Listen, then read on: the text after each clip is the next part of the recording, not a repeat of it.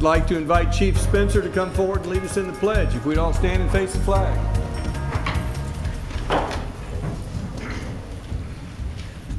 Pledge allegiance to the flag of the United States of America and to the republic for which it stands, one nation, under God, indivisible, with liberty and justice for all.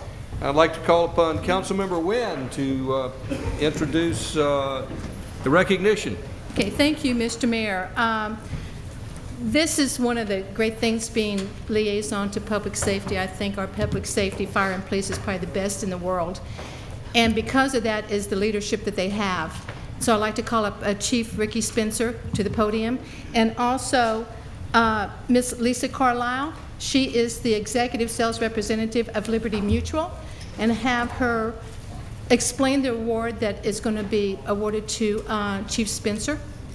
And you'll see the reason why we're very, very, very proud of him tonight. Thank you, Councilwoman Wynn, and thank you all for having me here tonight for this special award. Liberty Mutual developed this award to recognize firefighters throughout the country who represent their communities through courageous acts and who also best demonstrate that selfless spirit that we know of firefighters. Our award took its name from the Firemark, which is a leaden plate that's the form of a phoenix rising from the ashes, which American fire officers in the 18th and 19th centuries used to mark the houses they insured. To this day, the Firemark still remains a symbol of valor and selfless spirit for those who safeguard our communities. At Liberty Mutual, we want people to live safer, more secure lives, and I know that is also the goal for the City of Roswell, the Fire Department, and the Police Department.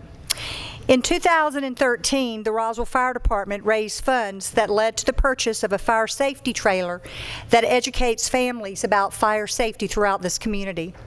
The Roswell Fire Department also went above and beyond in the aftermath of Hurricane Sandy by donating one of its reserve fire engines packed with surplus equipment, including boots and jackets, to the Island Park, New York Fire Department.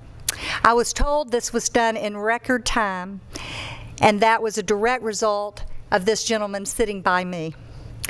The Roswell Rotary also honors World War II veterans, flying them to Washington, D.C. on an annual basis as part of the Honor Air program. The Roswell Fire Department greatly enhances the veterans' experience by providing EMS service. Roswell Fire Department employees have in some way supported all of these initiatives, and this evening we wanted to recognize one person who continuously goes above and beyond in their efforts to serve our community while also creating a family atmosphere at the Roswell Fire Department. During his tenure with the fire department, you have raised over $485,000 for the Georgia Firefighters Burn Foundation. I know our time is limited and there are many more accolades I could give to this man, but I'd like to present the 2013 Firemark Award for Outstanding Community Service to Chief Ricky Spencer.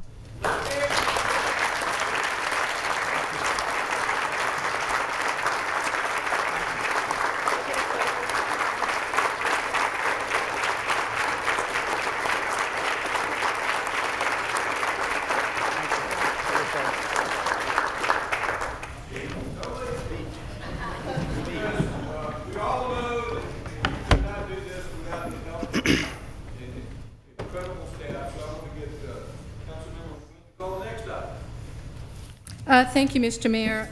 Again, my honor to do this.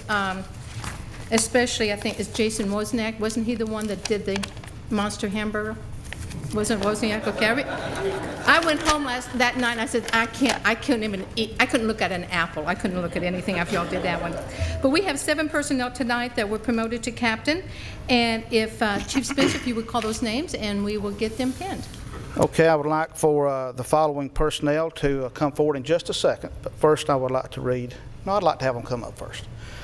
Captain Jarrett Jenkins, come forward. Captain Bill Logan. Captain Bill Martin. Captain Ty Howard. Captain Jason Wozniak. Captain Jack Allen. And Captain Rob Rennie.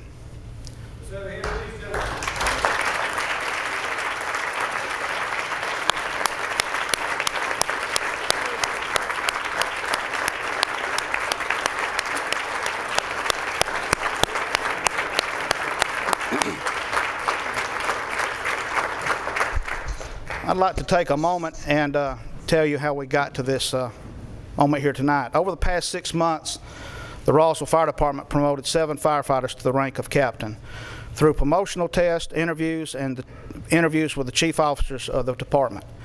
These 7 firefighters stood above the rest and demonstrated their ability, skills, and knowledge to reach the rank of fire captain.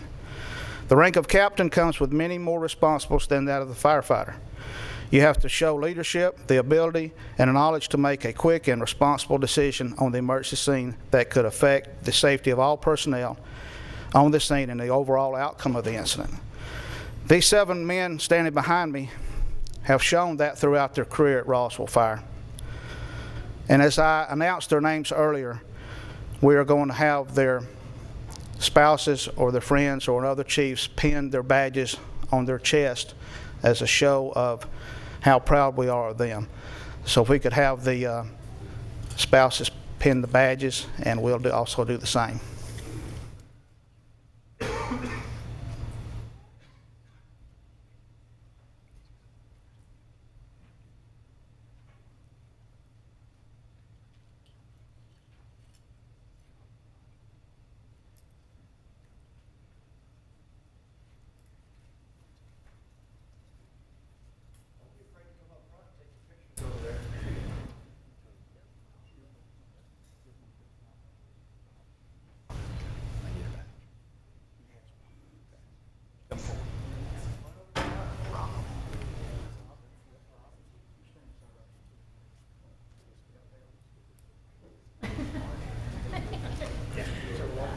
Well, I'm proud of you guys.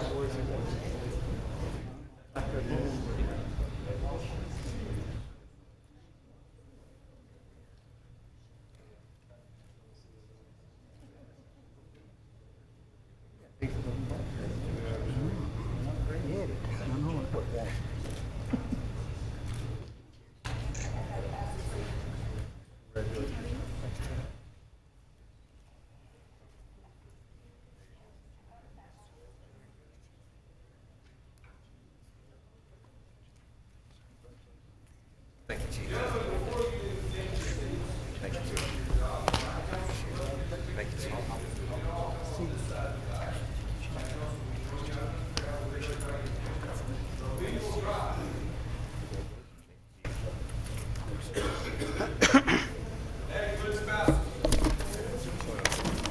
Come on around, guys.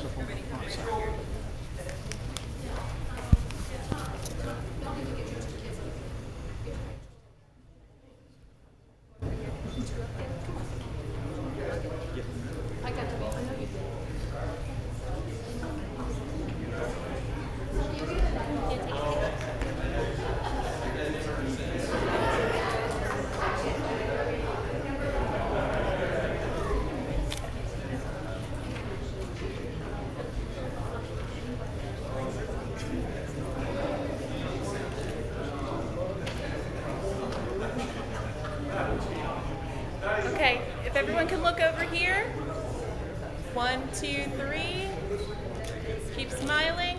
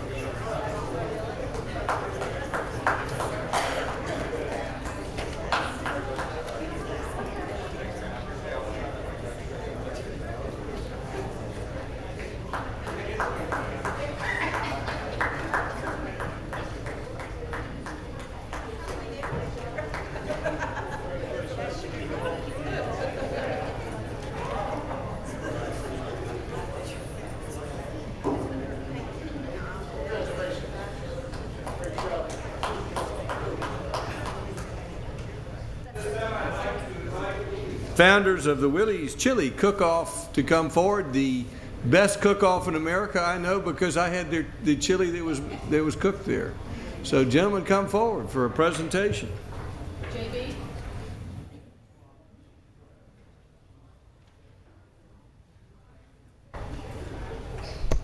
Janet, you need to come Mr. forward Mayor, too. I They've would got like something to for you. ask Janet Liberman, the Executive Director of Keep Roswell Beautiful, to come and receive this gift from Williez Chili's.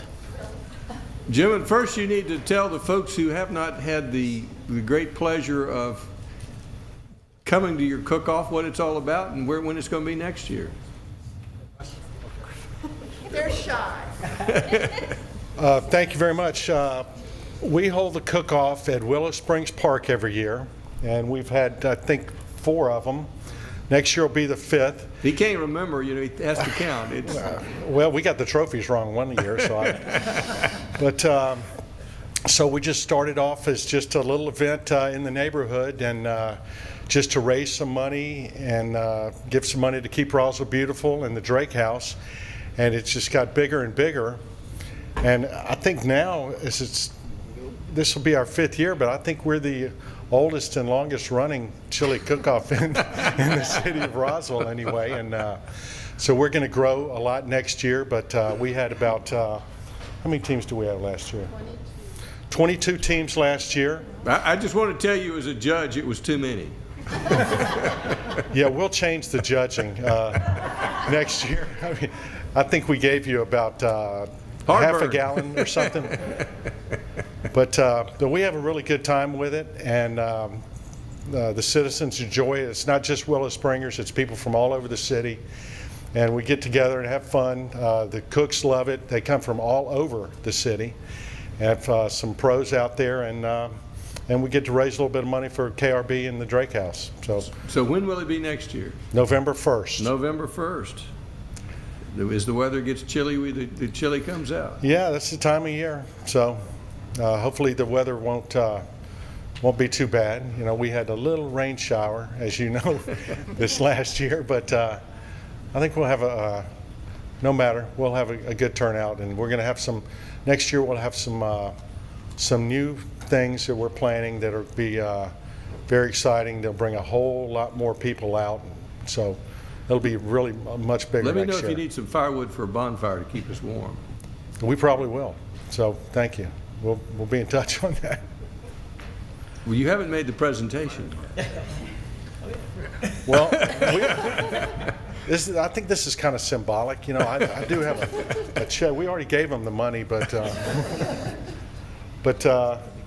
anyway, how much did we raise? $3,000, which is a lot more, 50% more than we had last year. And we're going to try to go about 50% every year. I don't know how long we could keep that up, but we'll try to do that. But again, if you grow 50% in people cooking, you're going to have to spread out the duties of judging a little better. Yeah, we're going to have to move to a bigger place. But no, great place. It's just yeah, it's a good spot. Well, do y'all want to say anything? I mean, I don't really have anything to present. I could give them this. This is symbolic. We'll do symbolic, Kathy. It's a blank check. Oh, that's even better. It's just, it's got my name on it.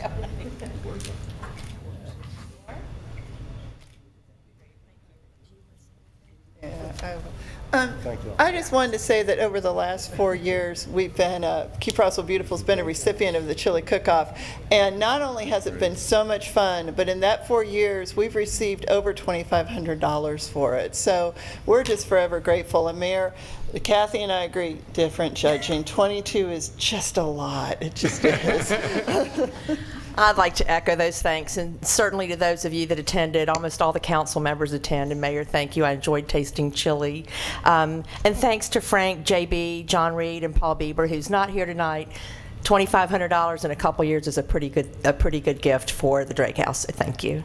Well, I recommend to everyone here that if you enjoy chili, and even if you don't, they've got the widest variety and the best chili I've ever had in my life. So that's November 1st, Willow Springs next year. Let's have a hand for the Williez Cookoff crowd.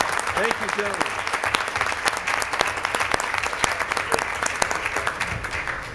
And I'd like the folks with Roswell Read to come forward as I read the proclamation, something I enjoy every year. And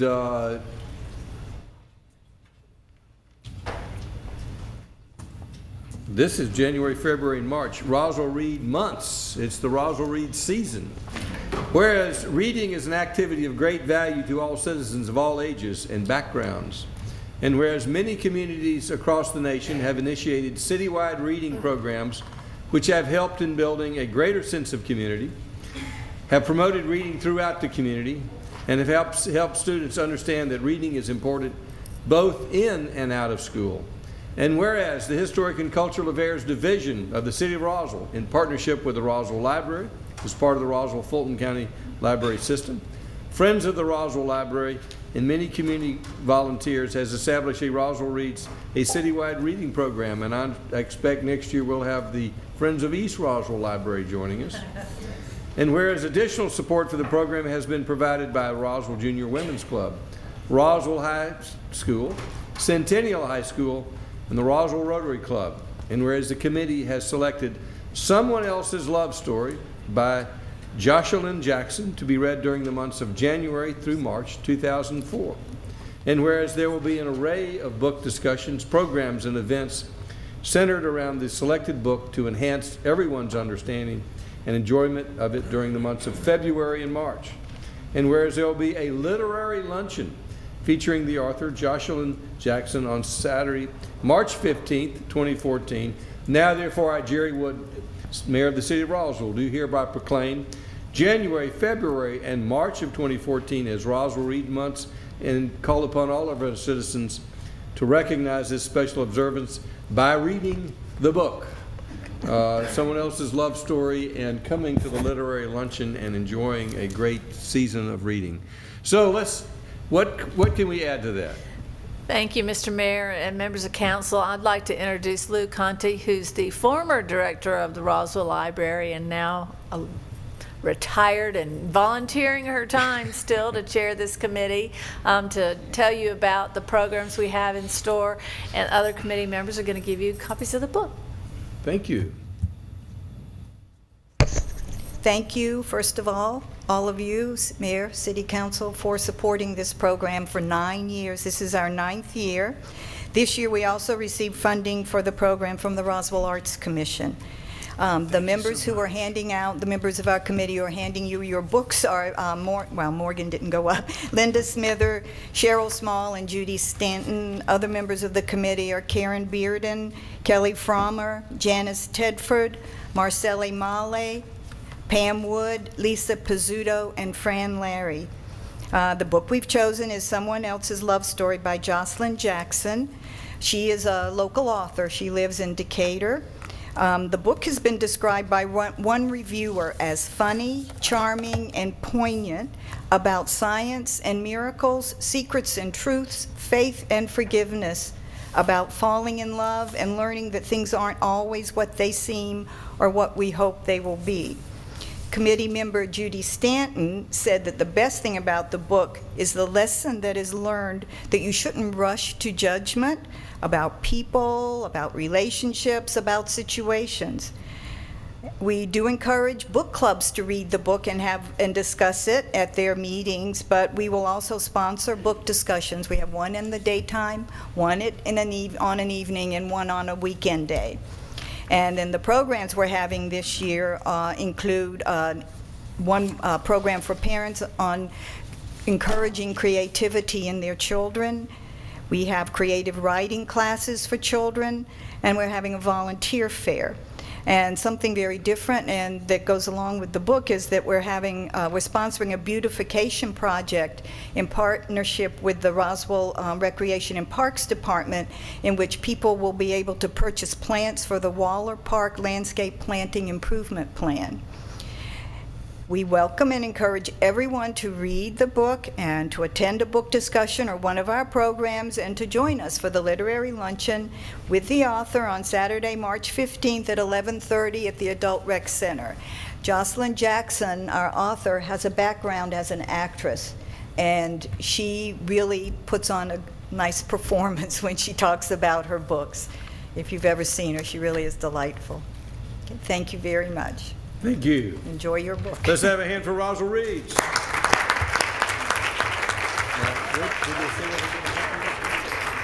Did y'all say where folks could get a copy of this book? What, sorry? Where folks can, at the People who library? want to read. Yes, we have copies at the library, and I know we also have audio books. I listen to a lot of books myself. I'm not sure, I meant to check to see if it was available as an ebook. I'm sure you can buy it, a Kindle or ebook download of some kind. I'm not sure the library So has. yes. So there are several sources. I encourage everyone Plus to read this bookstores, book. local bookstores will also have it. And thank you for bringing it forward. I look forward to this every year. Thank you so much. Sure. Councilmember Price would like to add something.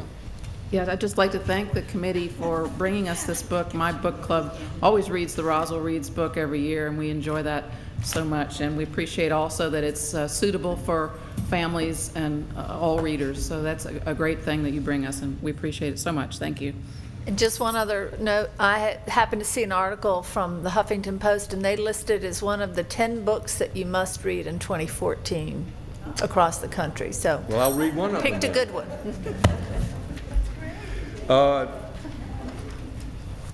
I have a nomination for Eric Clementi to serve on the Design Review Board. Do I have a motion to accept the nomination? Motion to approve. Motion by Councilmember Wynn. Is there a second? Second by Councilmember DePolito. All in favor of the motion, raise their hands. Passes unanimously. I want to thank the citizens of Roswell for re-electing Councilmember Jerry Orleans, Councilmember Kent Eigelhart, and Councilmember Nancy Diamond, and all of the candidates for not running against me, so I was re-elected almost by default.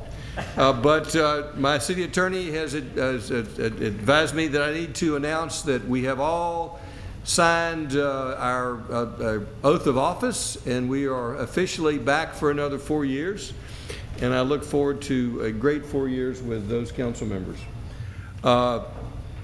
And with that, I'd like to call upon Councilmember Nancy Diamond to call the community development agenda. Yes, sir. Do you want to do consent first? Consent agenda? Yes. Do we have a motion to approve the consent agenda? It's so boring, but do we have a motion to approve the consent agenda? Motion by Councilmember DePolito. Is there a second? Who is that? Second by Councilman Eigelhart. All in favor of the motion, raise. Does anyone in the audience have any questions or comments? It's approving the minutes. All in favor of the motion, raise their hands. Passes unanimously. So we'll get back to Councilmember Nancy Diamond, liaison to the Community Development Department.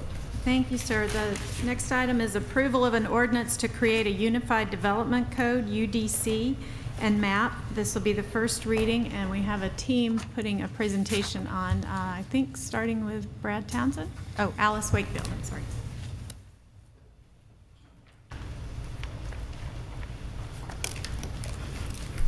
Good evening, Mayor and Council. This is the first reading of the Unified Development Code. This has been an effort of over 18 months where the city has taken a look at all the various development and land use regulations and develop a unified code. Before I get into talking, I'm going to talk about two things before I turn it over to our next presenters. I'm going to talk about why we're doing a unified development code and the public outreach process that we just went through. Basically, there were two planning efforts that the city went through in the last 4 years. First was the 2030 Comprehensive Plan. The second was the Strategic Economic Development Plan. In 2010, Mayor and Council approved the 2030 Comprehensive Plan, which set forth the vision for the city. At each turn during the process, we heard a lot about revitalization. We heard a lot about the increase in population that we anticipate. We heard a lot about how do we revitalize the aging commercial areas along the corridors. We also heard how do we make sure that the city stay competitive and economically viable. And more importantly, how do we maintain the character of the city and protect the existing neighborhood? One of the reoccurring themes that we heard through both planning efforts was the overly burdensome, confusing, and sometimes prohibitive zoning ordinance. The current regulations, they conflict, they're confusing, they're written in legalese. While they clearly tell you what you can't do, there's not a lot about what you can do. It does not encourage revitalization, redevelopment, and it represents development regulations that took place about 50 years ago.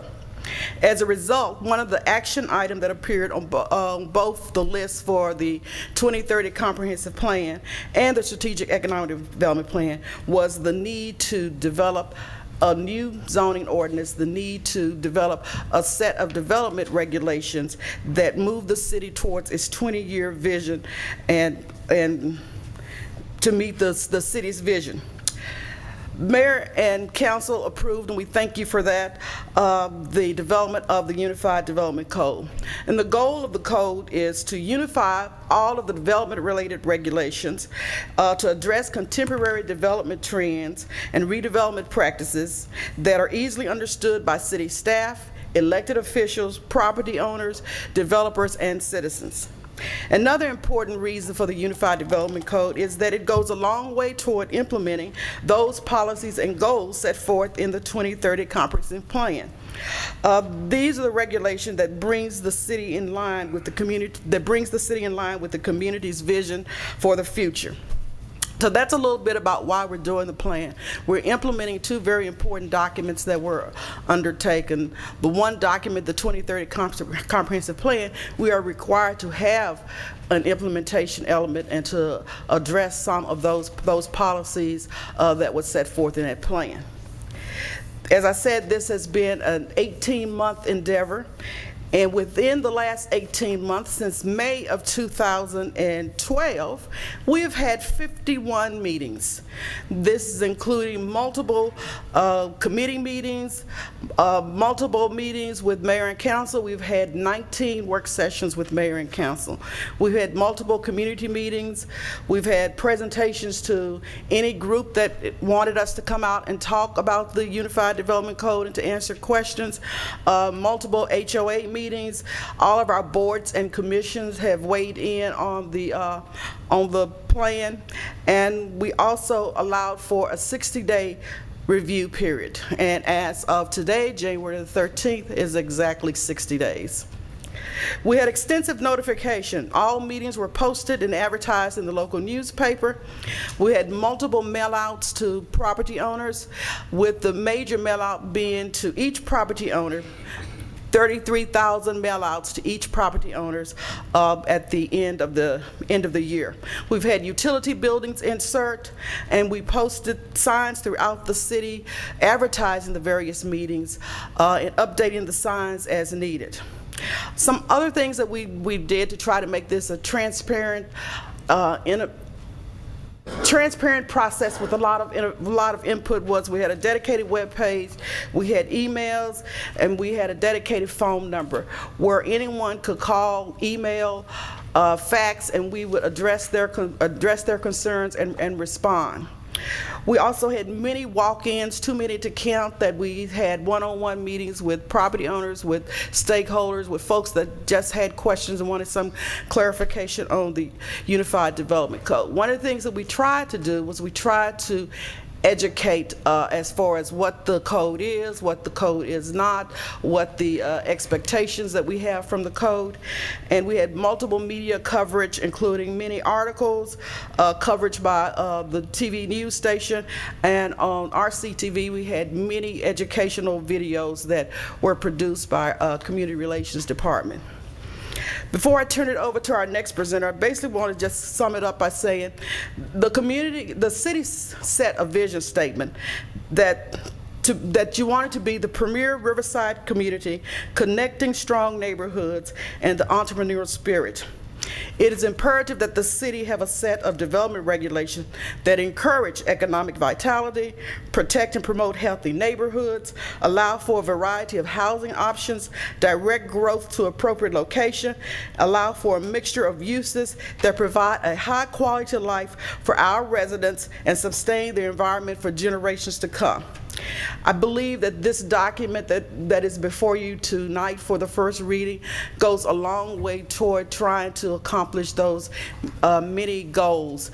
And with that said, I'm going to turn it over to our consultant, co-studio, Leanne Weiler, who's going to talk a little bit about the format. So I can't resist. I suspect it's been a long time since you picked up the current book, but just as a reminder, I know you've been looking at the new one for a while, but you know, that's what it was. At least it was a good font, I'll give you that, the old one. But we spent a lot of time thinking about the look and feel of this document, because what your Unified Development Code says to the development community, to the neighborhoods, is a reflection of where you want to be at. Graphically oriented codes are where the entire industry is headed. You have one of the best looking graphically oriented codes in the Atlanta metro region at this point. You have very little competition on that front because not that many folks have really worked that hard on their codes recently. A few modest cities, but not too many. The table of contents was reorganized in order to try to be a little bit more intuitive about the location of the material in the code. The hope is that anyone could pick it up, and depending on what their question is, just open up to that table of contents and be able to drive right down to some of the information that they need. In addition, once you get into individual sections of the code, you begin to see some of that graphic orientation that we're talking about. The districts themselves were organized sort of based on the concept framework that was embedded in the plan. There are residential districts. There are the corridors and nodes which are identified in the plan, the downtown, the primary node, employment districts, which include office and industrial districts, civic and open space recreation districts, and each of the overlays that you have that additionally control development in some of the other districts. This is an example of the intent statements out of the corridor and node districts, and I guess one of the most important things to point out is that the images are drawn accurately as to what might be built under the rules in the code in terms of their height, the building's placement on the lot, the location of parking, the obligations for streetscape, and other elements. So this does begin to give you a sense of how different portions of the community might look as they redevelop. The code relies on a set of building types. One of the things that is key in mixing uses together is to make sure that they play nicely. And one of the ways to make sure that things play nicely is to actually regulate individual building types separately. So for example, a townhouse is typically set further back from the street than would a shop front. The shop front is supposed to interact with the people who are on the sidewalk. The townhouse, on the other end, needs a little bit of privacy, so it's set a little further back and it's raised a little bit up. So the way that we manipulate that is by using building types, a set of fairly generic building types that cover the spectrum of what we anticipate would be built in the future in the city. In addition, then each building type has its regulatory standards. They're split up into 4 sections: rules for the lot itself, rules for the placement of the building on the lot, rules for how the building goes vertical, sort of bulk mass scale issues, and then finally the rules for activating that building and making sure that it is providing the value in the public realm that we care about. And that means windows, doors, all those kinds of things that are important to a walkable environment. In addition, at the end of the majority of the sections, one of the toughest issues from the plan that we hope to have begun to resolve is what happens when corridors and nodes abut the adjacent neighborhoods. How are we going to deal with those transitions where we're going from commercial or mixed-use areas back to single-family areas?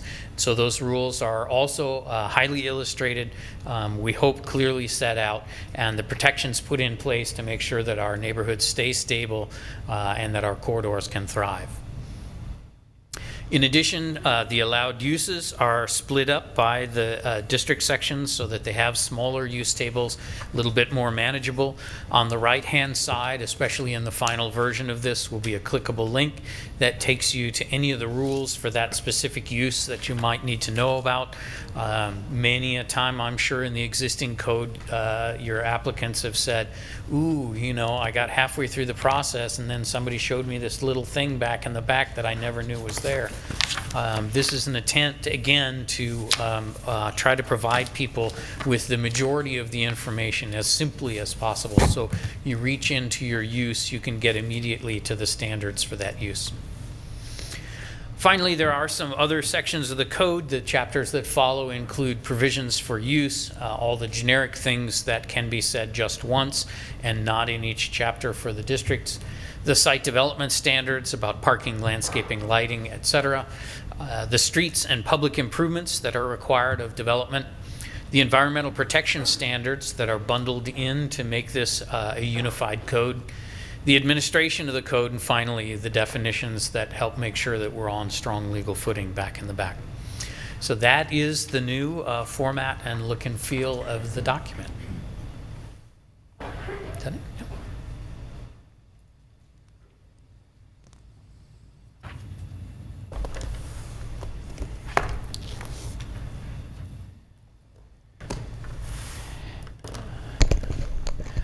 I'm going to discuss at this point how we've tried to track the numerous changes that have gone on.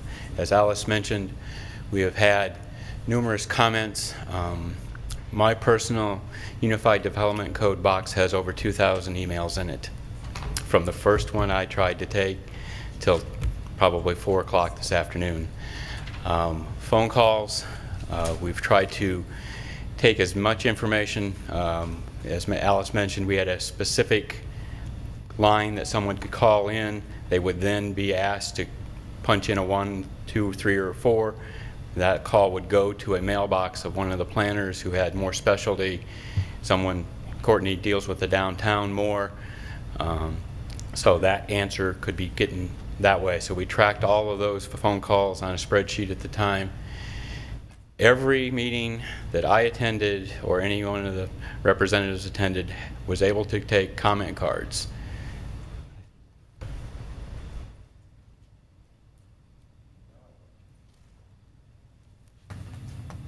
Anybody that filled out a comment card, that information was put on a spreadsheet, was then given to the mayor and council of that comment, was given weight, given this makes sense, we should look at this, you know, talk to the consultants and try to deal with it in the manner that needs to be.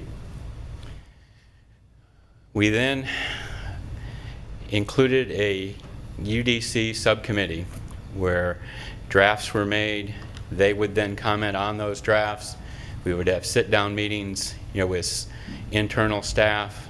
Every department in the city had some type of involvement on some type of level in reviewing this document.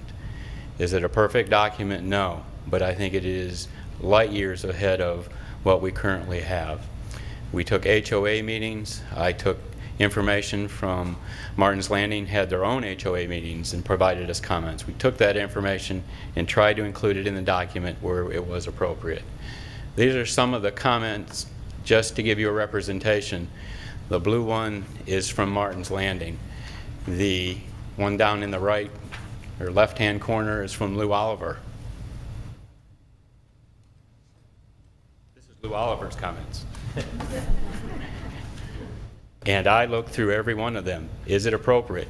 Most of the representation was, it's good, do this, make it, see if we can develop it that way. And we gave it on spreadsheets.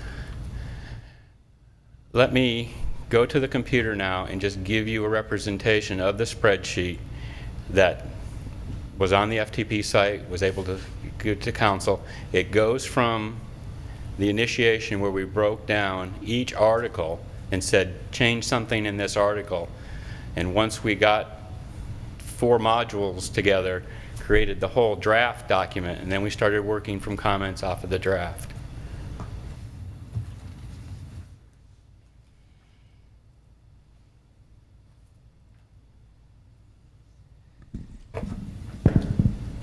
As you can see, the spreadsheet goes, let me shrink this a little bit so you can actually view it.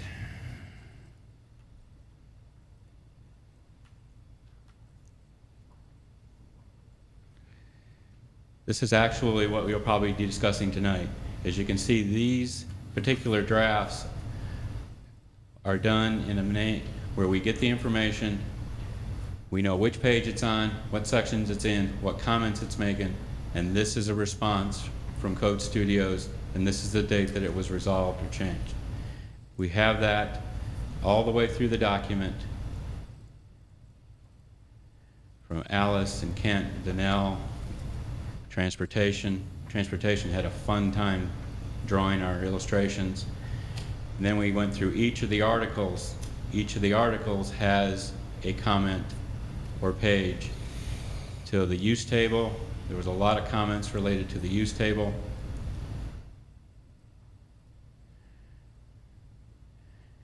And then we got to the map changes. So that is a tracking of what we have done for the last 18 months to try to get this document as close as we can with everything in it.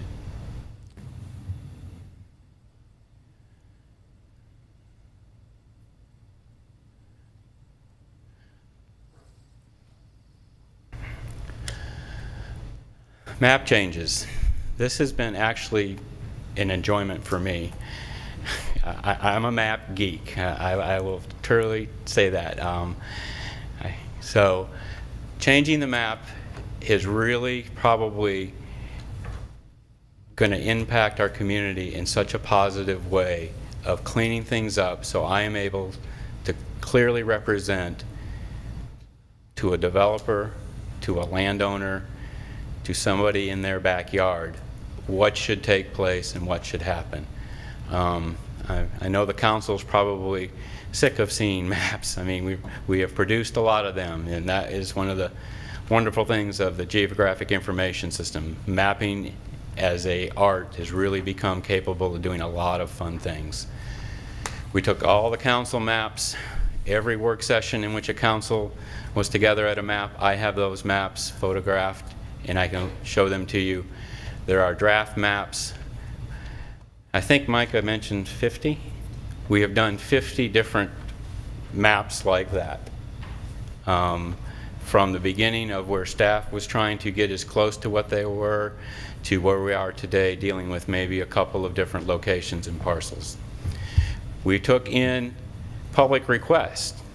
We mailed out 3 different mailings, as Alice mentioned, a mailing just recently, but we started with the mailing of what properties were going to change. And then we had to back up and include in that, because we made some issues or discussions with Parkway Village and E1 non-conforming. So we did a second mailing to those representatives. So we included those. Council will remember the long green and yellow spreadsheet that we brought forward to you. Those were the public requests of dealing with changes. So we tried to track those and make it as clean as possible. This is what our current zoning looks like. What is probably not legible to members of the audience as well as council, 1/3 of that map is a pale yellow color. That is Fulton County annexed, which means it doesn't have a designation except what Fulton County gave to it and what allowed that to happen. So you can't tell that information readily from this map. The objective from council, given from council to staff, make those designations as close to possible to our UDC designations. So that was the objective we did for those locations. Where we felt it was appropriate, there may have been property that it was gone from a residential to an office where we felt it might take place. So those are on there. This is the proposed UDC map. There are some of them on the table in the back if residents want to pick them up and look at it. There's larger ones on the wall or next to the wall. This has been on the website for them to review also. This is the comparison of our districts. What doesn't really stretch out in this is with our current designation in districts, we have overlays on top of things, which means we have a foundational C1 zoning, but it may have an HR overlay on top of that, which would then have a Grove Way mixed-use overlay on top of that. That then doesn't give us a clean answer as to what we would have. The objective is to remove the overlays, make them into designations that will say, this is what you are capable and allowed to be able to do with your piece of property. So that's where we've gone with the new categories and the designations. I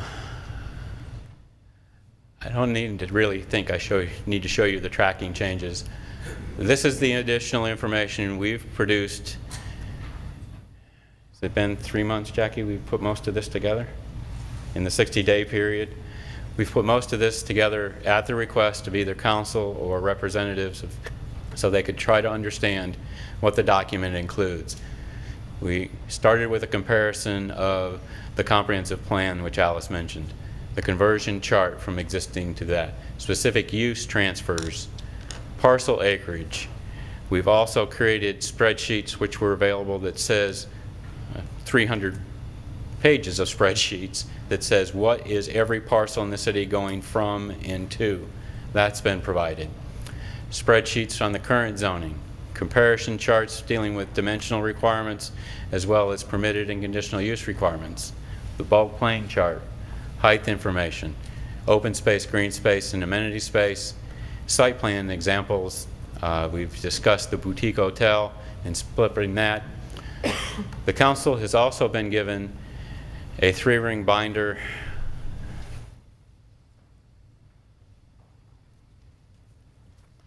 This 3-ring binder is the conditions from 2000 to today related to rezonings, conditional uses, and 2 target areas. So that information has been given to the council. Once we get a firm date as to how far we're going back, we can probably create it electronic, but we didn't see the reason of knowing. We keep moving it back, so keep adding to it. We didn't want to create an electronic document until we also want to probably include what would have been the approved site plan for each of these. What you have in front of you this evening has the approval letter, but doesn't have the approval site plan, and I think that would be useful information for that. We've also included 17 separate maps which break down each of the categories. Most of the residential are grouped together, the multifamily townhouse are grouped together, and then each of the individual categories, the employment district and the civic district are clumped together, so you can actually see how much land is in that and where is it impacted and whose neighbor is it next to. I'd like to take this opportunity. Anyone that was on the UDC subcommittee, please stand up.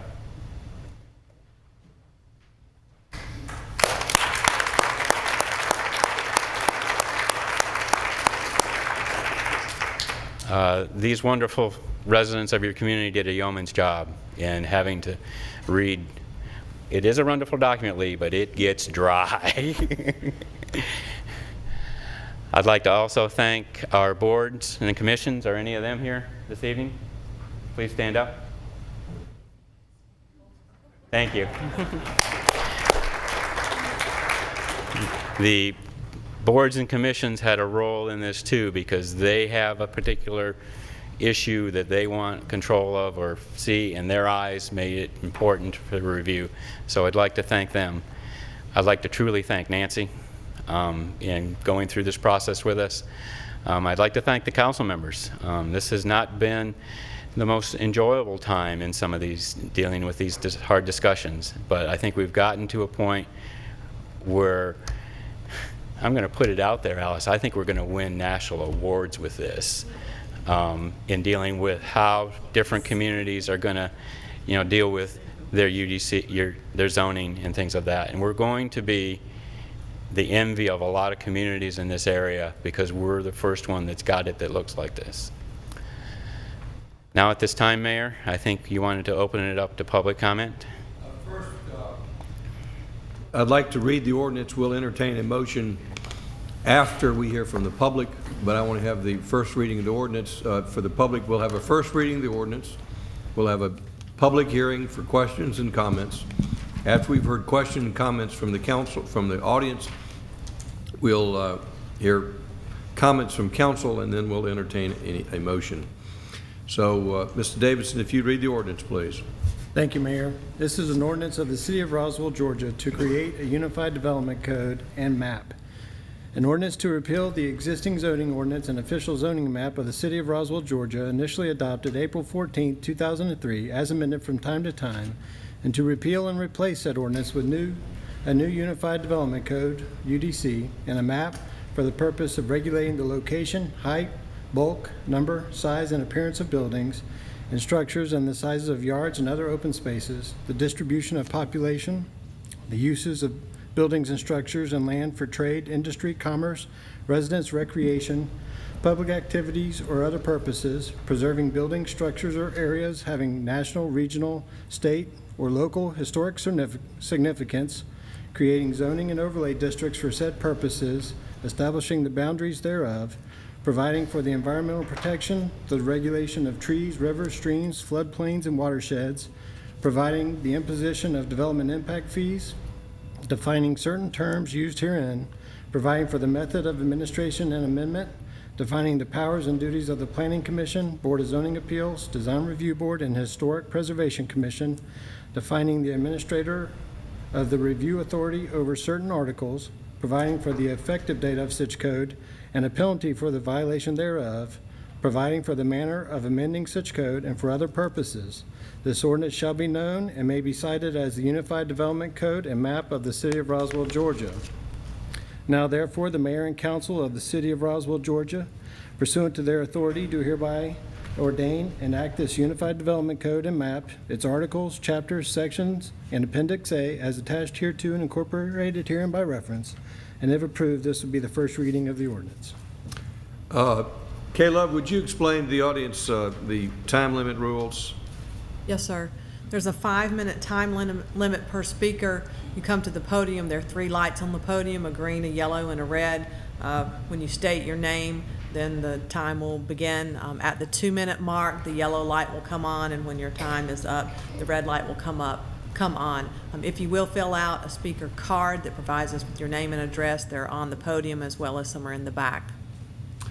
So I will recognize those folks who raised their hands. Would anyone like to come forward and ask any questions and make any comments? Yes, sir, come forward. Order, Mayor.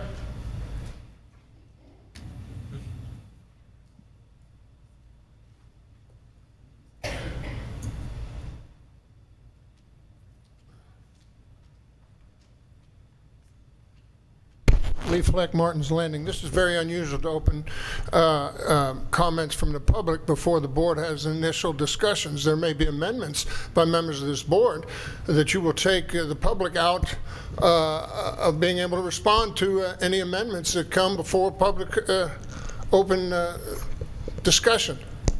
I'd like you to reconsider and go back to your normal protocols when you present something like this to the public. Who would like to speak next? Yes, come forward, please. You'll give us your name and address as your first words. Good evening, Council. Good evening, Mayor. My name is Joseph Alzada. The property that I am here for is actually two properties. One is 1237 Strickland Road, and the other one is, which I'll come to if I'm allowed to have the additional time if necessary. I wanted to ask you about the application that was made to initiate an amendment, and how is that being addressed? My property was planned, or the card that I received was going to be going from C3 Highway Commercial to Shopfront. And I want to commend Mr. Townsend and, of course, his folks at the planning department. Kevin Turner in particular worked with me very closely in order to help me understand the new zonings and which direction my properties may be best suited for. So I wanted to know how that applications have been, or that those applications for those amendments, how are they going to be addressed? Do you want me to address my concerns now, or is that something that I will be working with the planners at a later date? If you have a question? My question was, yes, that is my question. How is my amendment going to be addressed? Do you want me to give some points this evening, or is that something that I'm going to be You have 5 minutes. We'll try to answer your questions. Give your points. Give my points. All right, sir. My property, as I said, is at 1237 Strickland Road. It is, may I put my glasses on?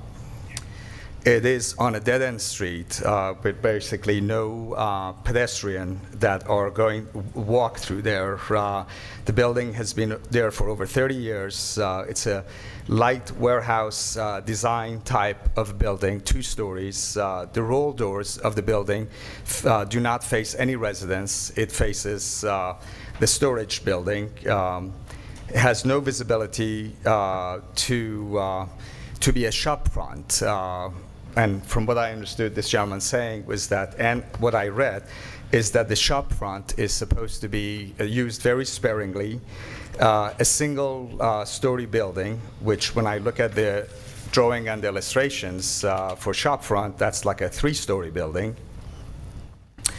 In order to have a shop front type of zoning for my building, it would have to be something that is charming, that's conducive to pedestrian. My building has no visibility to pedestrian or automotive traffic or car traffic.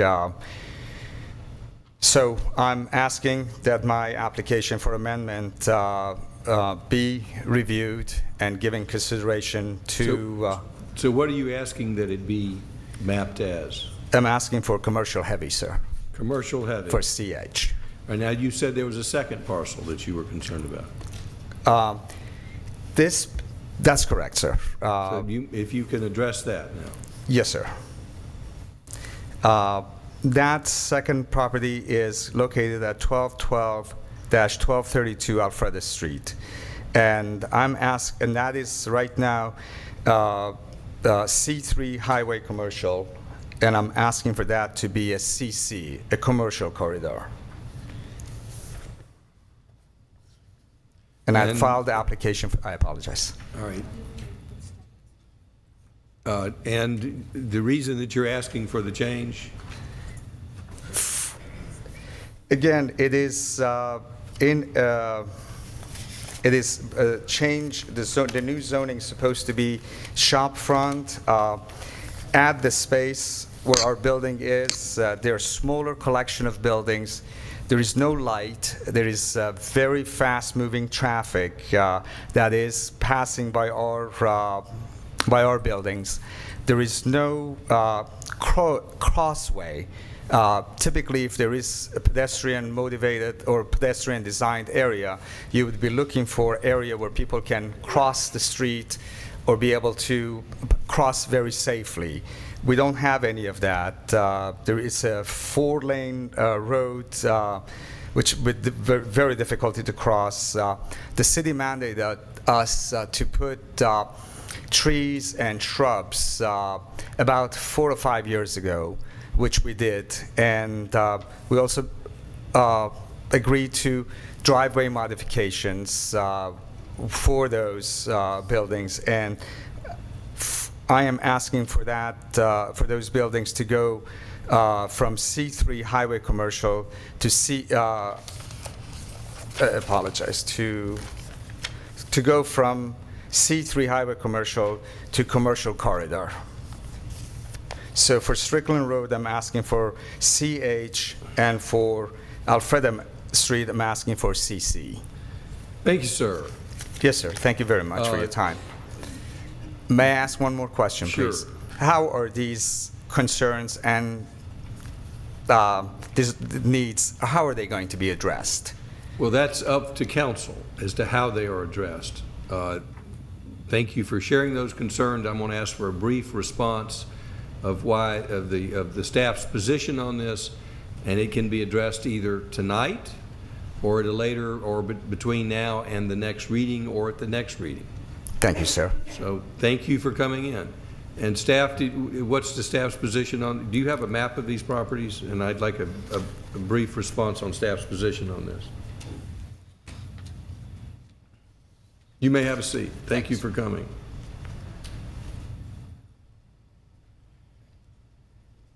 And I would encourage you after tonight to continue your dialogue with staff on this, if the amendments are not made to your satisfaction tonight. Thank you.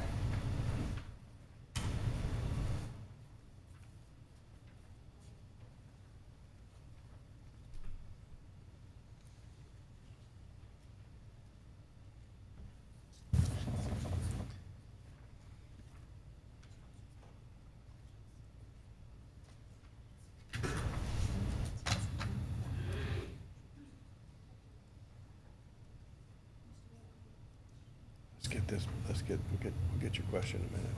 I just want to get the map up and get their position. Those areas? Isn't it?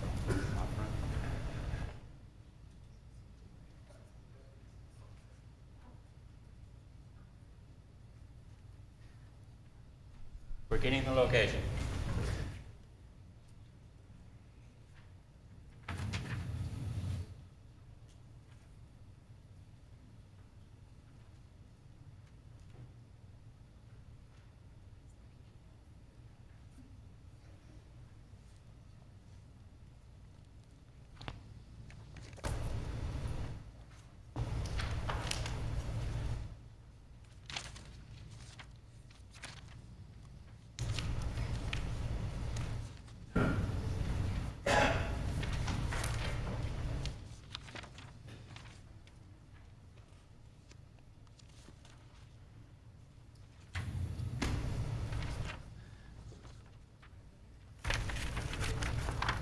Well, while Jackie's zooming into that location, both of this has probably been the most difficult commercial area to try to determine how do we want it to redevelop.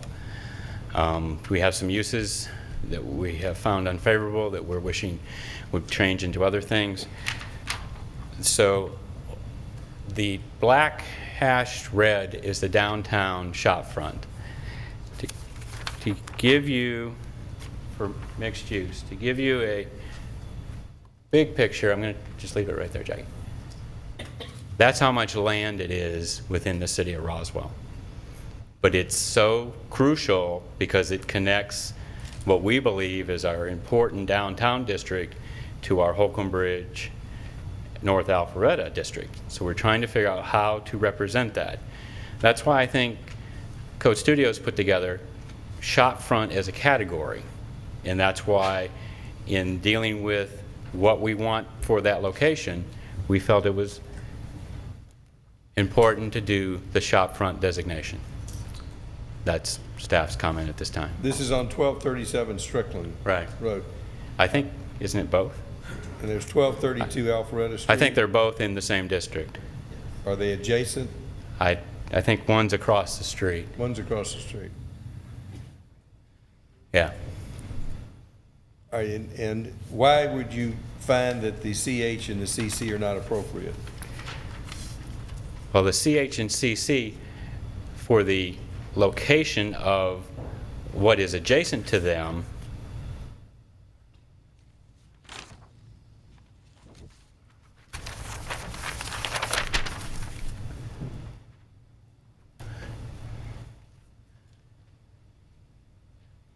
this is the CH in the city. It's where our heavy automotive Highway 9, north of Highway Holcomb 9 Ridge Road. corridor uses.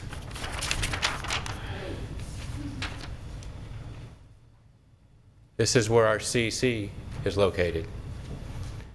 I think a lot of it from a planning exercise of where you put things on the map, if it is not adjacent to something that is that's compatible with it, you find the most compatible designations. think I had a question from Councilmember Wynn. Brad, do you know what the existing use is now? What type of businesses? I should have asked the gentleman. If you can come up to Mike, what's the use on Strickland Road right now, and what's the use on Alpharetta Street? On Strickland Road, there is the lower part of the building is automotive, which is not visible to any of the adjacent buildings except the storage. And the upstairs area is a caterer and a cabinet maker. Okay, and what's on Alpharetta Street? On Alpharetta Street, there is 2 automotive uses, a small grocery store and a small grocery store. Okay, when you say automotive uses, what are you talking about? Is One mechanics is- or used car sales? Or One is car sales. which and one's the other- car sale? Um, On Alpharetta Street? Yes, ma'am. Okay, Car and- sales and car repairs on Alpharetta Street. Okay, and on Strickland is automotive repair?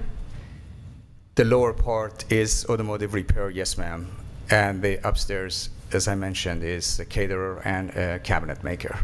Okay, thank you. Yes, ma'am. Other questions? Councilmember Diamond. This maybe is a Lee question. We had talked about this before because we were trying to create for those C3 districts an area that wasn't quite as intense commercially. And one of the options that seemed to make sense, and I know you talked me out of it, now I got to remember why, is in that shopfront district allowing general building. Would that not solve our problem? It may, and it depends on how you use the shopfront district. Really, what that district is suggesting is that each building along that frontage eventually has the capacity to be retail, right? So the building itself, while the use may not be that on day one, it may have an office in it on day one. It may have a caterer in it on day one. It may have something else in it that's an allowed use within the district. The intent is that a new building built be set up to be retail one day, so that basically this extent that this connection we're trying to make is a walkable retail connection between the two areas. The general building has lower transparency, meaning less windows, theoretically, and is mostly intended for a couple of things. It is typically an office. It is sometimes, if the district allows it, used for hotel. But it has a lower transparency, and therefore it is not as interesting to someone who is walking along the adjacent sidewalk. So if what we're trying to do is draw people up and down that street in that section, then the shopfront buildings will do a better job of that than other building types. On the other hand, this is clearly at a certain point a policy question for you to answer yourselves, and suggest that we concentrate our shopfront more carefully, or in some other way modify that shopfront to allow some additional flexibility.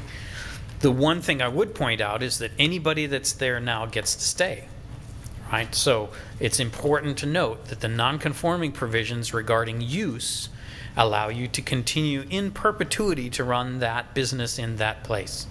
So even though the rules for building a new building would ask for a shop front, you may continue to use the existing buildings for the existing uses. Any other questions of council on this point? Thank you. Who'd like to speak next? Oh, Councilmember DiPolito. Actually, I had a question for Mr. Alzada, and I guess related to the fact that the existing uses can stay, are there some specific concerns that you have about the shopfront designation? I was looking through the uses, and the uses seem very similar to C3. So I was wondering what specific concerns you may have going to the shopfront use. Have you looked at it to the point are there things that you think you will not be able to do that you can do today? The challenge would be the structures that we have in place, and in order to make those conducive to the shopfront in the future, they almost have to be demolished. And that could be hardship in order to be more conducive to future shopfront, if that's the zoning. I guess the question was, is if they're not requiring you to convert to a shop front, you can continue the current use in the current building. Correct, but what happens in case that, so am I to understand that as long as our tenants are there and continue to be there, but is there a gap where if a tenant goes out of business and there is a period of 6 months or so before we are able to lease that space? Staff needs to tell me that answer. 90 days. Although that's 90 days for a use that is not allowed. It's an allowed use, it continues whether there's a 90-day cap or a 160-day cap or a 365-day cap. So the uses, what? If the use is allowed, it's allowed.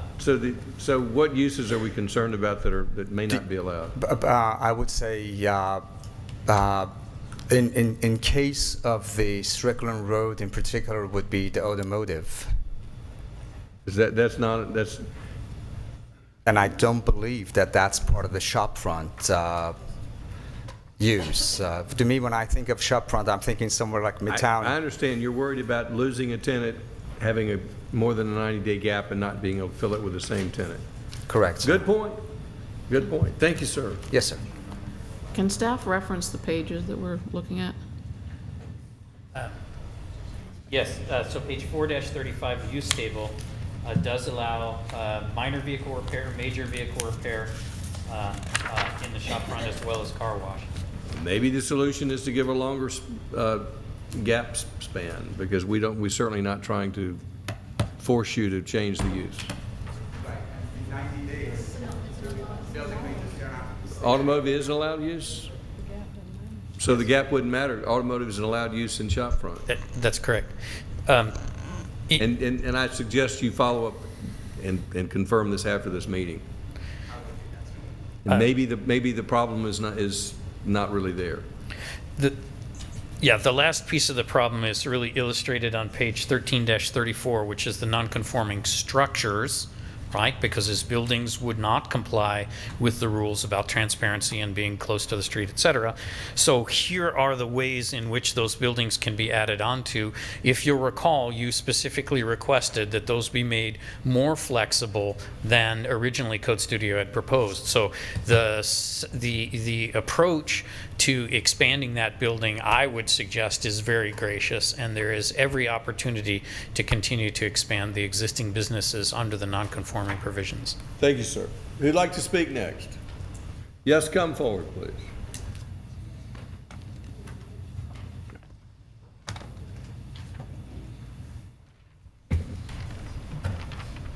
Hello. Hello, I'm Clara Cobb. I live at 153 Hill Street in Roswell. I have been there since 2010. I retired from Atlanta Public Schools as a media specialist, and I wanted to live close to my son in East Cobb, who told me to look around in Roswell. He thought it was a great place. I did find the house. I only really looked two places. I was interested in historic homes. I looked on Sloane Street, and I found a for sale by owner on Hill Street, which I did buy. This was 2010, and it was when the property value was probably at its lowest that it's been in years. Good for so you. I was lucky. However, when the the new UDC came out, not the UDC, what do you call it? Okay. When that came out, I was notified by mail that my property had been changed to mixed use.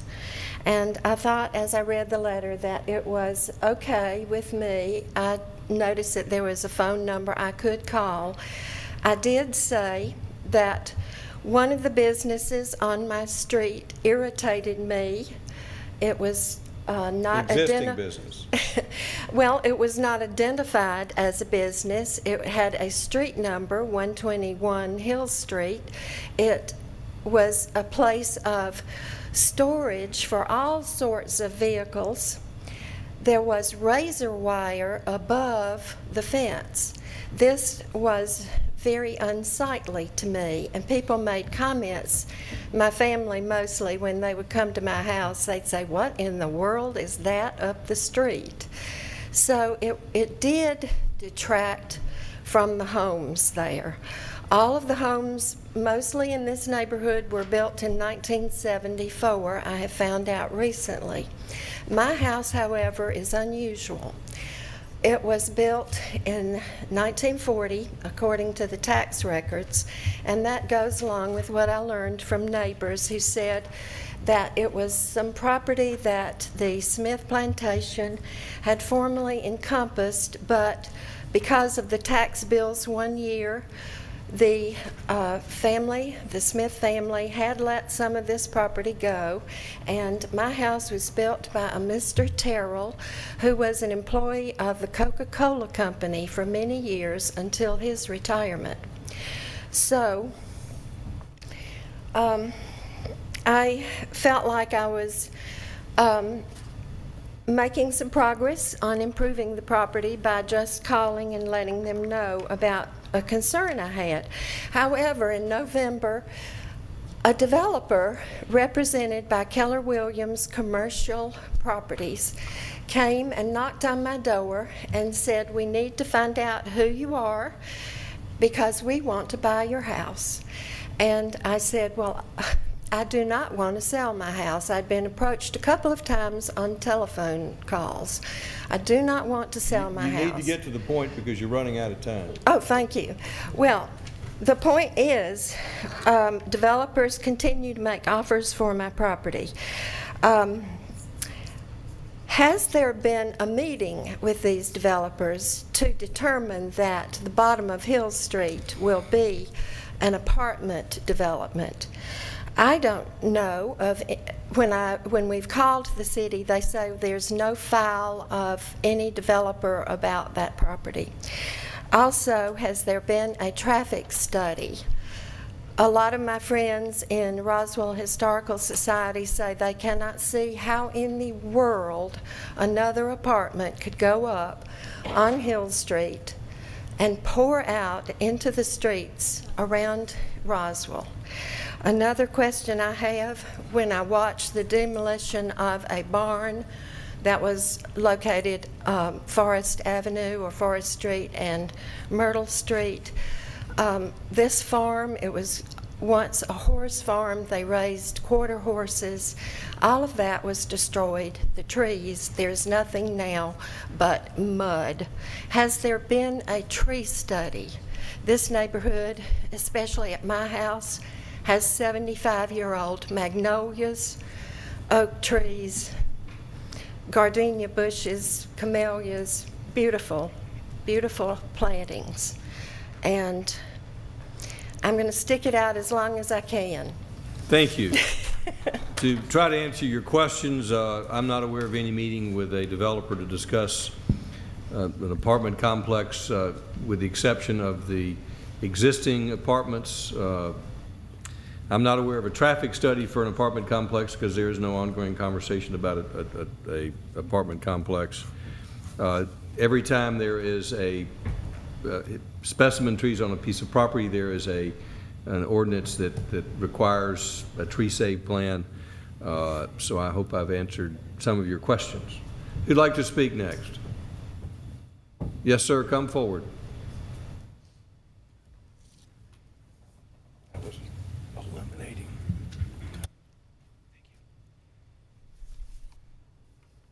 Good evening. My name is Charles Hawthorne, and I own property on the south side of Holcomb Bridge Road, directly in front of Martin's Landing. And actually, I had two adjoining property owners that were hoping to be with me tonight, Gary Shirley and Lawrence Hawkins. I don't think either one of them are here. We had a little bad traffic getting to the meeting, so I apologize for that. So if I could at least address on behalf of them as well. But this is what I'd like to address with you. We've owned the property for a long time. I've owned the property for 30 years. The Shirley families owned their property for 80 years, and the Hawkins for over 100 years. So they're longtime property owners. There's about approximately 55 acres involved here. We've tried to sell the property for many years, and I think, the difficulty of the terrain of developing this land is very expensive. Coupled with the fact that it's such low-density zoning, we haven't been able to find a proper suitor.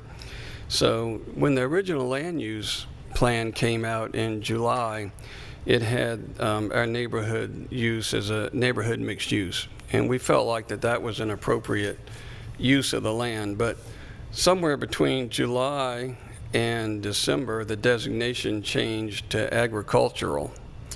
It just seems ironic to me that as Holcomb Bridge corridor developed and become more and more urbanized, I mean, I don't know what the traffic count is. My guess would be 60,000 cars a day.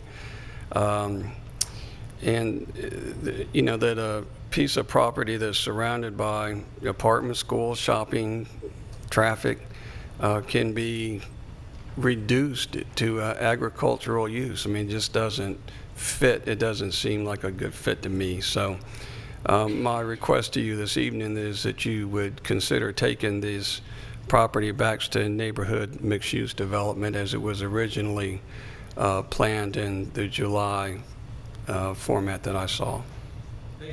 Thank you. Next. Yes, Councilmember DiPolito. Question for staff. What is the property currently zoned? FCA. What's the underlying zone? Ag. It is agricultural? Right. Okay, thank you. Councilmember Diamond. Mr. Hawthorne, I think I'll tell you what we've told people in these work sessions about this. This mapping is not so much a commentary on the value of your idea for your property, but as the original mapping that came out was our request of staff to show us what, if we implemented the comp plan as they saw it as land planners, what does that look like? And when that came out, there was not a comfort level with doing that much change at that point. So the feeling was, you're welcome to come in and apply for zoning once this is passed, but we didn't want to assume an upzoning in this area, or that the goal was to get back to as whole as you are now and keep you whole and to your rights going forward, and then you can apply for whatever it is. So it's not taking away anything, we just kind of backed off the upzoning at that point. Well, it was my understanding that it actually was a higher zoning than agriculture. Is that not correct? Was it not a R5 zoning? His chunk probably was. His chunk probably was, Jackie. You pull up the current map. It probably got lumped into everything being ag. Yeah. That So in effect, it really was a reduction of density. But I understand what you're saying. Well, and if yours wasn't, I know the Shirley property was ag, but I'm not clear on yours specifically. Well, I thought Gary's was 1 acre. Jackie, go to the Adobe. It's there. That one. There you go. At least that's the information he provided for me. And I'm sorry he wasn't here to.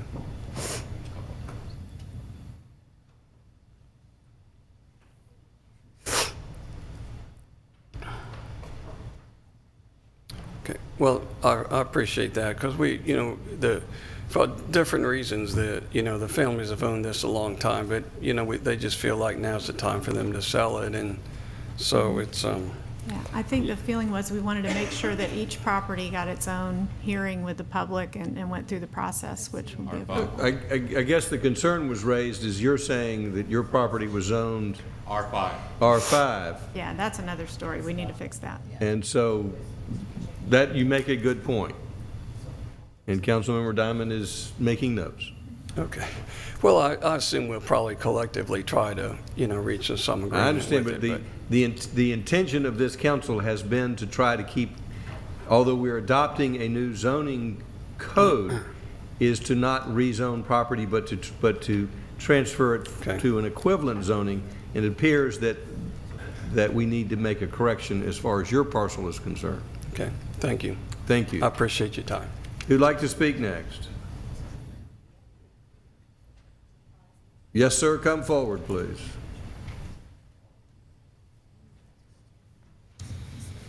Just to clarify on the last discussion, the most closely matched category to the R5 would be an RS-18 single-family designation.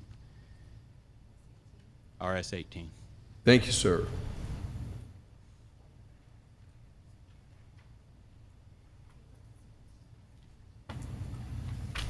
Hello, Eric Schumacher, 145 Prospect Street. I'll try to keep this short. I know I only have 5 minutes tonight. I will follow up later this week with some additional details, some of the nuts and bolts. But I just wanted to start out by saying, I've been going to the planning meetings, and I went to the Planning Commission meeting a while back, and they finished their meeting and said they didn't have a recommendation at this point. They needed more information, and I'm a little bit saddened that this process is moving forward without getting some kind of comment from Planning Commission other than we need more information. I know that the folks here appoint those folks, specifically to do this kind of work, and I think it's disrespectful for them to move forward saying that we don't really need you to feel like you can provide comment on the UDC.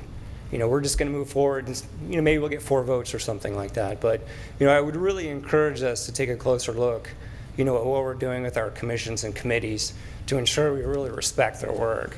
They've worked really hard, and they have some valid points. So to move on, I believe that the UDC should be implemented at a later date after it's been approved. Other cities have done this. I believe that we should vote this through at some point and then implement it with a 6-month delay perhaps. That would give staff enough time to train and give property owners enough time to understand what's different in the code, and perhaps, if needed, build under the existing ordinances if they are more generous than what we have in the UDC. So I would encourage us to have a conversation around some delay. I know that Brad would need some additional staff anyway to deal with the new code, and I believe that we will need some transition period for training and to handle the additional things that are coming in under the UDC. I would like us to ensure that the UDC is not more restrictive than the existing ordinances. For instance, in my analysis under the UDC, I won't be able to build a garage next to my home, but I can under the current zoning ordinances. So I believe that in order to protect us, not take away from our existing people, our existing properties, and our existing zoning, we should include wording that says we cannot be more restrictive than our existing ordinances. Appendix A should be inclusive of all previously conditioned properties, not just those properties that were conditioned earlier than 2000. This is not equitable. We should ensure that all properties that were previously conditioned are still conditioned to ensure that the people of Roswell are protected. I know that we haven't been made, an electronic copy of Appendix A has not been made available. I know that there is a quite thick document of 99 and newer that goes with UDC, so we have a very thick UDC document now. I would like to say that currently defined, the permitted accessory apartments are too much risk to Roswell and our communities. I believe that we should remove these as a conditional use, or we should place greater controls on them, including use fees. Same is true for carriage houses. Building elements should not be allowed to encroach into the right-of-way. Currently, in UDC, we're allowed to encroach the right-of-way with building elements such as balconies, up to 9 feet. So I believe that the right-of-way... No, that's into the setback. That's incorrect here. Not into the right-of-way, into the setback. You may proceed. And we can gentlemen, look at the wording. we need to give him his time, and then we can respond to those when he's completed Eric's completed his comments. I don't want to use up his time. I'll give you a little more time. Thank you. The wording puts a lot of decision-making power on the specific directors of our departments. I suggest we change the language for better flexibility in case we opt for public-private partnerships in the future. I believe we should change the language to our departments, allow those departments to manage their process as needed rather than putting that decision-making power on one person. I would strongly encourage a full legal review of the document to specifically eliminate any loopholes or opportunities for abuse. I know that the legal department has looked at it, but I think that we should do further analysis and get sign-off on the document itself. Mayor and council, can you assure me that I'll be able to build the same addition on my home under the UDC as I can today? If you had a specific question, we can give you a specific answer. As a general question, I want to make sure that as an R2 property owner, I'll be able to do exactly the same things, and I am not affected I by cannot the assure UDC. you that there will be no change in the ordinances. I cannot assure you that. Well, we sent out a card to all property owners when we first kicked this off that says if you are a residential owner, you will not be affected by the UDC. Is that a true statement? I would have to read the card and to give you an answer. If you're asking me, can I assure the public that there will be no effect of passing UDC, I would say, why the hell am I passing it if it has no effect? If it has no effect, there's no reason to pass it. It will have an effect. It will make things simpler and clearer. Sure, exactly. I mean, we have a broad change happening here, but on my specific property, on an R2 property, just as a test case, the UDC is changing what I can do on my property. And I will not be able to build a detached garage next to my home under the current language, but I can under today's ordinance. So the communication that's been sent out by the city that's causing people not to engage with the city on the UDC, that communication said you will not be affected by the UDC. You will not be impacted if you are a residential property owner. But it's not true. Thank you. Thank you. Could staff respond to the question about building a detached garage? And the current rights and the future rights.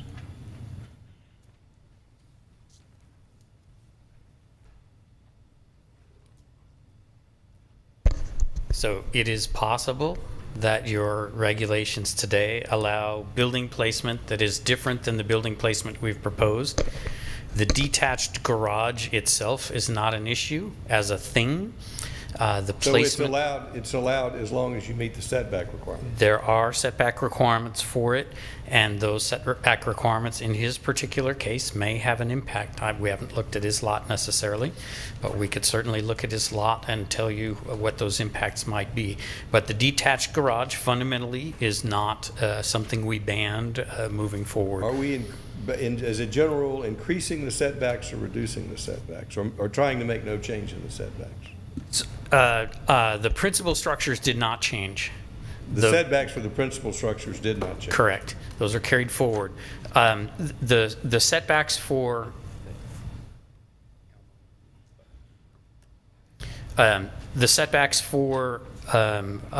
the accessory structure are much clearer than they ever would have been in your prior code. So they're easier to understand. They are definitely easier to understand, and I suspect the gentleman understands them and read them correctly. But fundamentally what you're talking about here is the fact that the accessory structure probably was allowed to come as far forward before as the principal structure, and it may not be allowed to do that anymore. Thank you, sir. I'll break it down simply. The rear setback in the UDC for an accessory structure is 15 feet. The rear setback in the current code is 10 feet. We're changing it by 5 feet. Thank you, sir. Who'd like to speak next? Can we address Yes, if you've got questions or Address comments. the right-of-way issue that he said, Well, I think they did address the right-of-way issue during the conversation, and It's that on we your are- list of proposed amendments. I'm certain we'll talk about it, but the issue is that the building elements are proposed to be allowed to encroach in certain cases within the setback area. But not into the right-of-way. Not within the right-of-way. So that's, thank you. It's That still may be important that they're in the That may be setback. allowing more of a use than under the previous code. Yes. So it's giving more latitude now than we did before. For those open For air the- elements for like a those porch or a elements. balcony. Yes. Other comments, other questions? This is your opportunity. Sing, yes, sir. If you wish to speak, you'll need to raise your hands because I'm getting ready to close this. I'm not going to give extended periods of time for you to comment. If you wish to speak, I want to see your hand up after this gentleman speaks.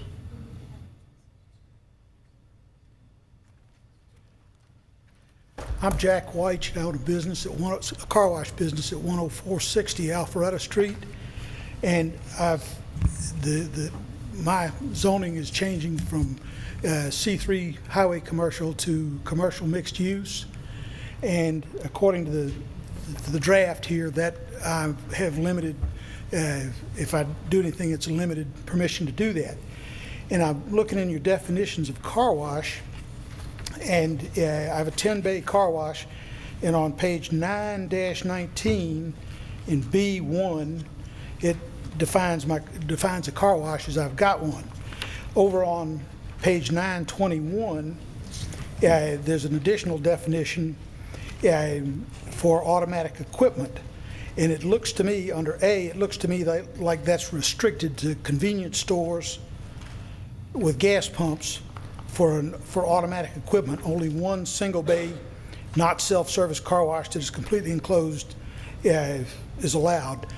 And if I choose to put in additional automatic equipment or upgrade and use 2 of my 10 bays instead of 1, is that going to be acceptable? I think that's just for convenience stores on 9. Let me defer that question to but staff. I want to make sure. Simple answer is yes. Thank you very would be much. able to convert Appreciate it your to an time. automated. Thank you, sir. Does anyone else wish to speak? Lee wants to clarify something. Yes, sir. Come forward, please.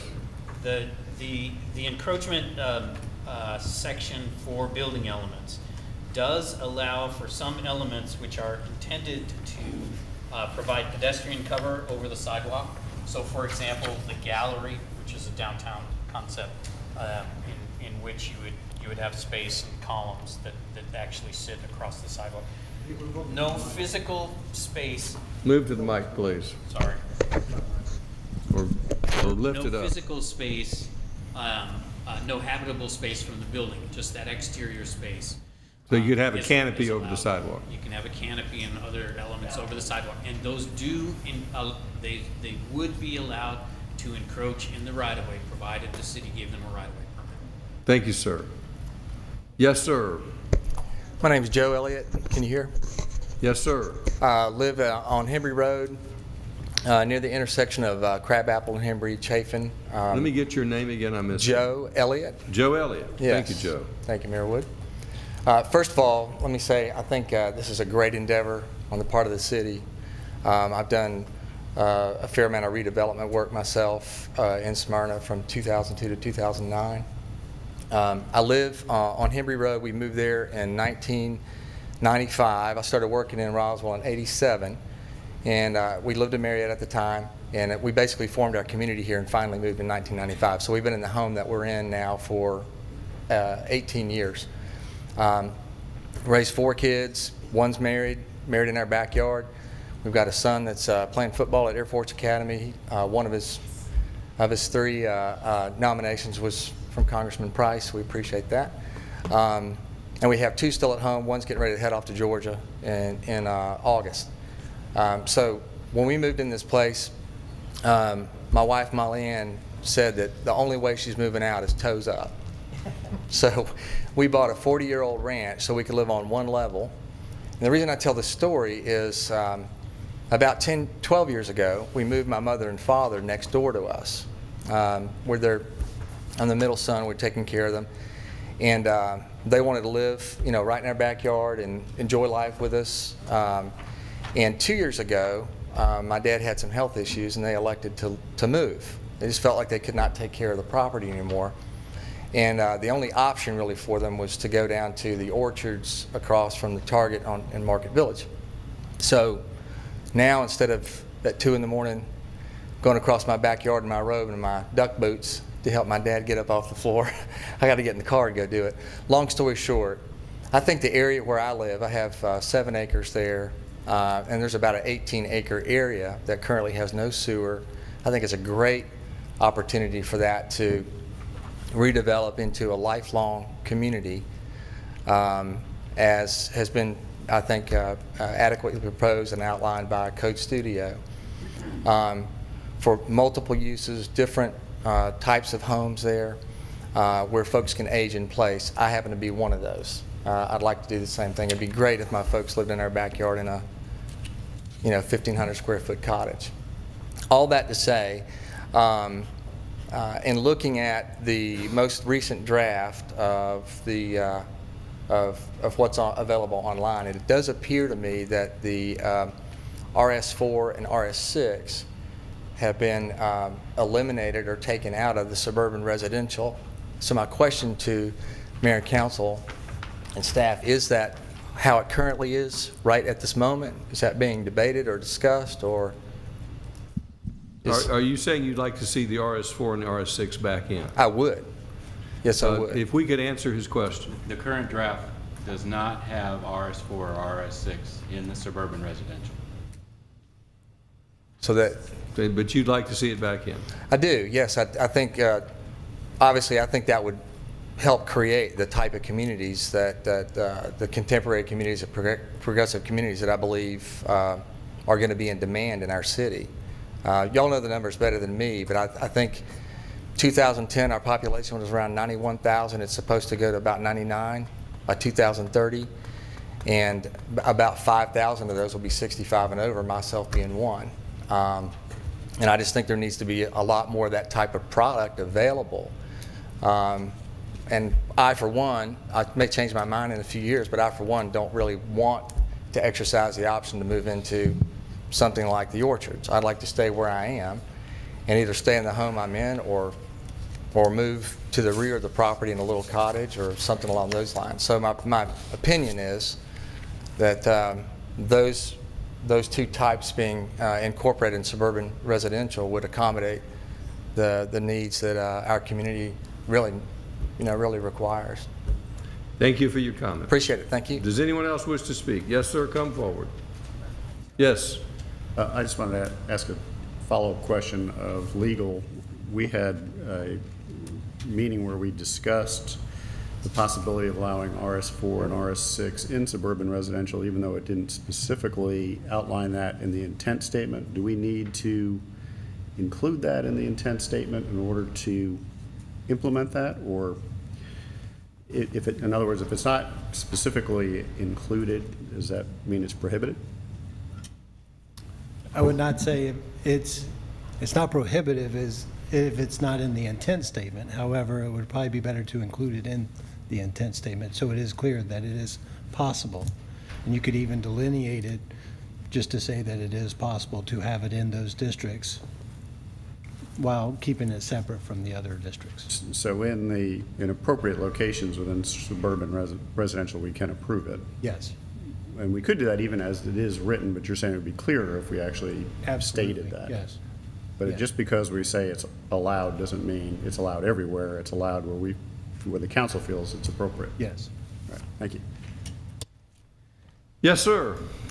Hi, Scott Long, 1055 Martin Ridge Road. And I wanted to just talk about walkability. It's been mentioned a little bit here, and a lot of y'all have mentioned it during the work sessions and everything. And I'm going to mostly read to hide my stage fright. Thanks for all the work y'all have done on this. It's been a big job, and thanks particularly just for the courage to kick it off when you could have just not done anything. I think it's going to be a big improvement when it's all over with. There's a popular definition of walkability, and the first bullet point under it says that most things are within a 10-minute walk of home and work. And there's a local blog in Roswell that reiterates a lot of this. And he had a teaser question for the new year talking about Fraser Street and Groveway, and it was grocery store anyone, ? With 2 question marks. And I think it's an important symbolic question because Groveway and Fraser Street is in many ways a proof of concept for UDC, petri dish sort of, because it's form-based, mixed use, and the idea being you're willing to allow big increases or allow increases in density in exchange for getting walkability and offsetting car use. But dense residential by itself doesn't give you walkability. You need all the services that go with it. Groveway so far, I think the new things that have come up, we've got a lot with a couple of houses that has now 20 mostly townhouses. We've got 40 new houses, mostly townhouses, going in at Golding Place, which isn't really Groveway, but it's close enough. And then we've got a 300-something apartments on Fraser Street, 2-bedroom apartment being $2,300 a month, which is, that's the house payment for a $500,000 house. So you've got all these new houses, a lot of good income, a lot of people with money to spend, but they've got to get in their car to buy a toothbrush, to do anything. So I think, so the vision is great. It's not a criticism of the vision. I just hope that in the UDC we can find a way to really encourage the mixed use, not just say it's allowed, but create the mixed use, sort of make it happen so that the walkability really happens, so we don't just get a lot of residential with no services to produce the walkability. And that was the main thing. I had just one other detail when I've noticed there are a few zoning categories where communication towers are marked as limited, and when you read the chart, limited is basically permitted as long as you follow the height rules and everything. And I was just wondering if maybe communication towers should be something that always is conditional, and really in all cases, rather than just by right. Those are my 2 things. Thank you. If staff could respond, are communications towers by right, or are they conditional, or what does that mean when we say limited?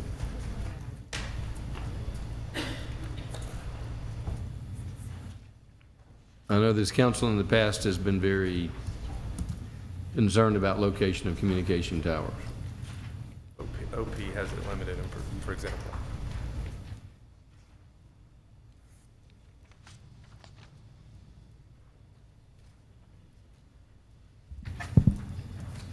AG 43 has it as a limited designation.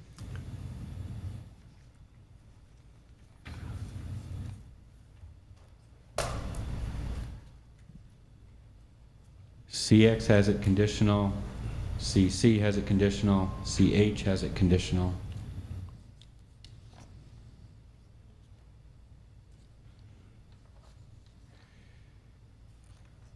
Not allowed in the downtown district at all.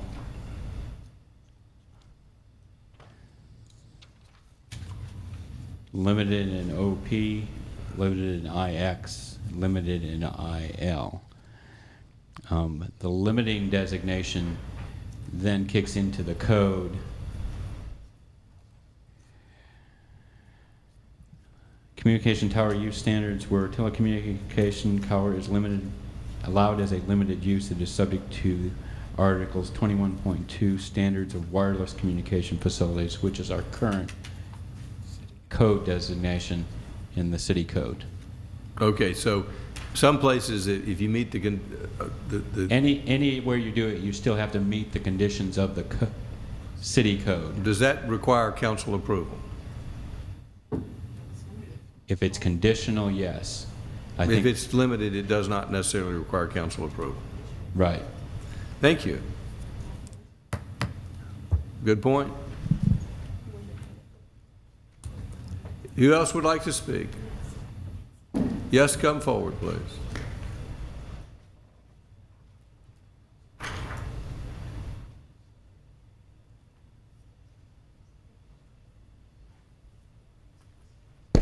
My name is Denise Rao. I live at 170 Charleston Circle. I happen to live in the section of the city that the gentleman was just speaking about, and I have the opposite opinion. I do not think that RS4 and RS6 belong in that section of Roswell, and I'm really happy that, in fact, that you took that out of suburban residential. I think that most people who live in that section, they live there because it is low density, they enjoy it being low density, and to introduce that much density really does change the character of that section of Roswell. Also, I would say to the gentleman, interestingly, UDC would allow to solve his dilemma, because if he's on an acre, he could build a almost 1,000 square foot cottage in the back of his property for his parents. That's one of the reasons why I think that that's a great idea, particularly, and I actually think the cottages actually belong in the section of the city where they have the land to be able to implement it correctly and also architecturally correctly. So I would say, please don't put RS9, RS4, and RS6 back into suburban residential. I think that it's better handled if someone has a proposal, then they can come before council and go through the process and have everyone in the neighborhood comment. And again, I think that I probably represent the majority view in that area. Not that those concepts certainly belong in other sections of Roswell. So thank you very much. Thank you. Who'd like to speak next? Yes, come forward, please.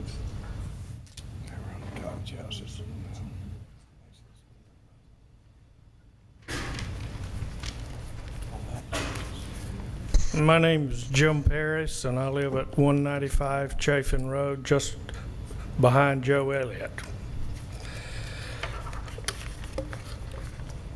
On December the 20th, in the forecast and management decision-making Kiplinger letter, I'll state a couple of sentences to try to negate the previous speaker's comments. Now that the economy is picking up, there is no sign of reversal, and both young folks and empty nesters will continue to be drawn to urban centers.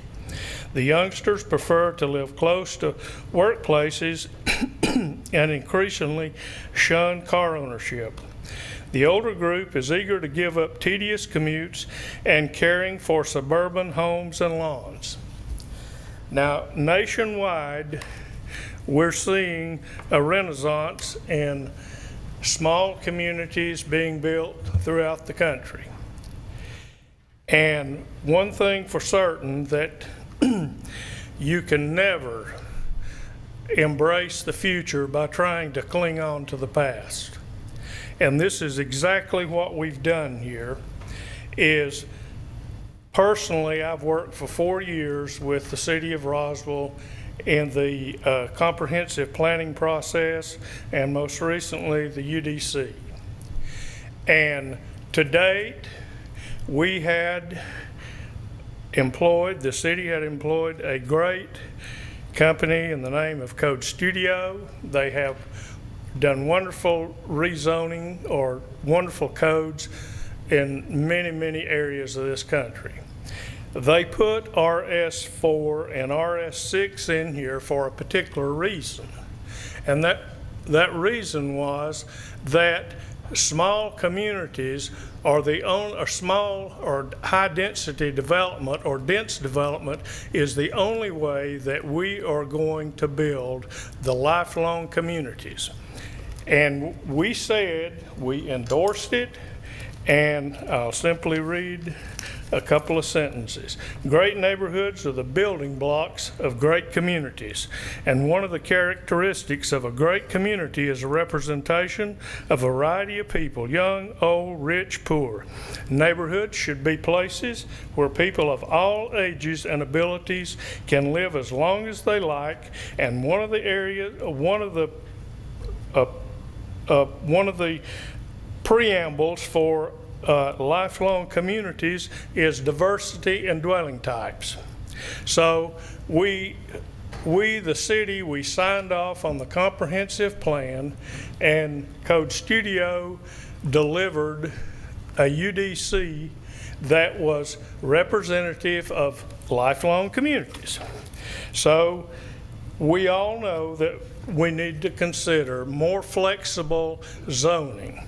RS6 that's a large lot.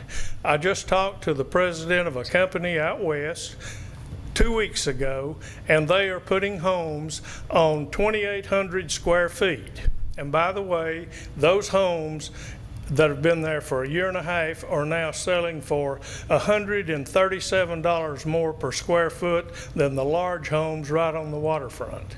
So small is good.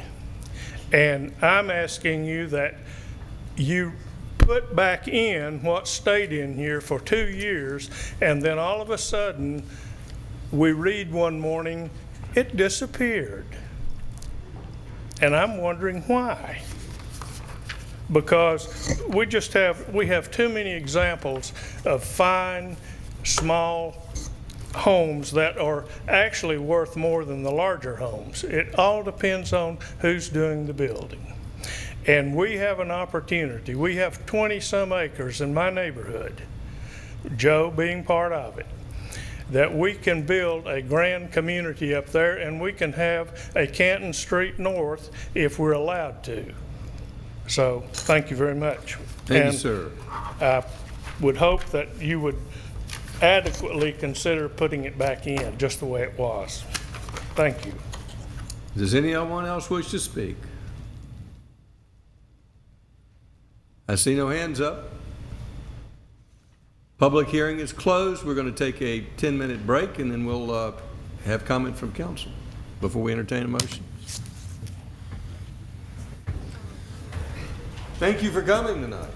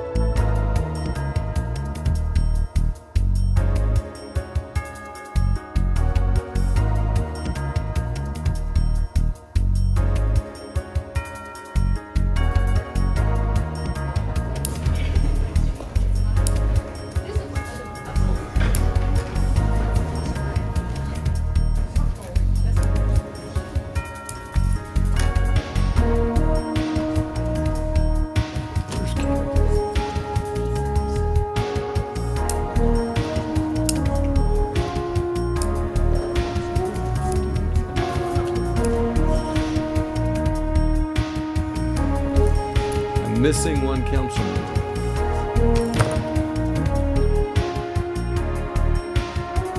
Could someone go back to the council chambers to see if Councilmember Eichelberg? There is our council member. At this time, I'll entertain comments from and questions from the council prior to entertaining a motion. So, do we have any comments or questions from council? Councilmember Diamond. Mr. Mayor, there's a list of draft amendments to the first reading that I think hopefully everybody has, and there's some in the back of the room if you don't have one to follow along. If it's all right with you, I'd like to have staff and Lee go through this list with us. Are these amendments that you are proposing, that you will be proposing if you make a motion? Yes. And would be incorporated into the first reading? Yes. Please proceed. I don't know who wants to go first. I think Lee was going to run through. Yep, you're on. We have them on the overhead in a spreadsheet, so we'll record the changes. Lee has already reviewed them this afternoon, so he has notated, and we'll put his notations maybe on the overhead for you to see if you get a particular question on one. I guess they're not pejorative, so. So we're not talking about the map right now. We're talking about the text. The document, text. So the first one's actually been done and can be struck. That change is made in your current draft. I don't think so. Second one seemed fine to us. It's including the notion of the term common area in the notion of amenities. Yes. Page 26. The very first one, I believe it's referencing page 2.5, but it's not in there yet, so, or unless I'm looking at something else. There's actually, I think that the section reference is incorrect because there was a new 2.2.6 added.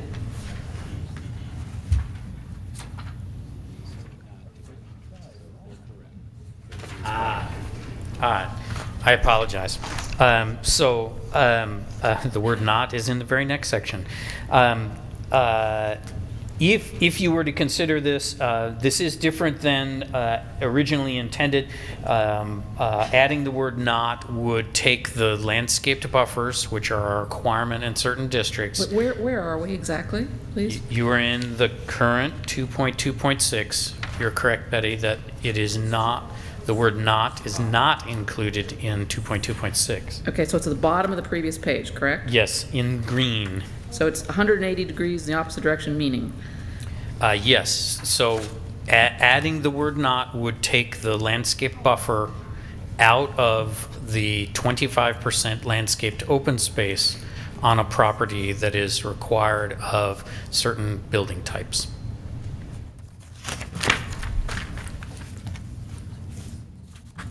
And all I would say is that's not typical practice, but it would certainly be acceptable policy. And just, I know this is not an amendment, but the very next sentence, can you clarify what that means? Because it makes it sound like anything that's landscaped, which includes grass, if it's like that, it can never be built on.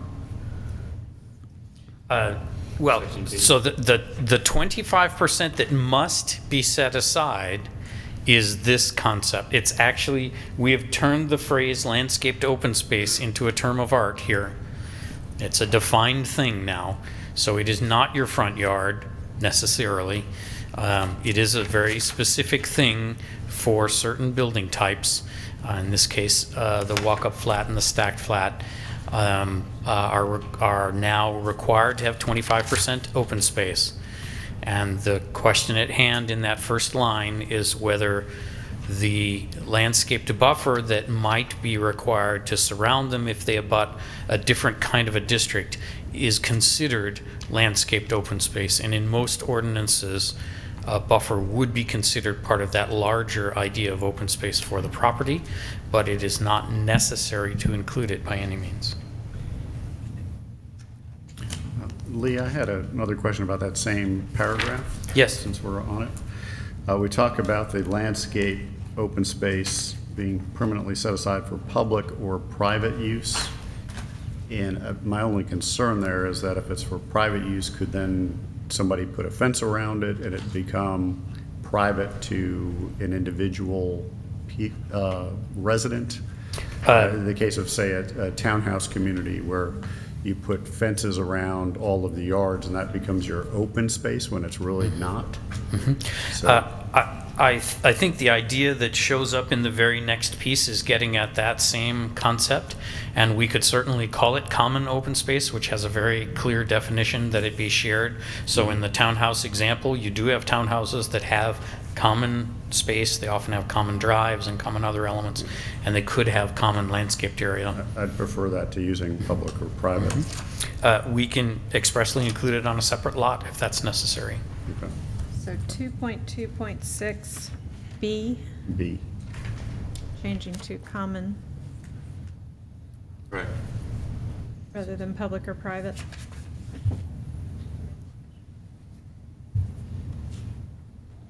You have your mic on, Nancy? Okay. Did you have your mic on? Okay.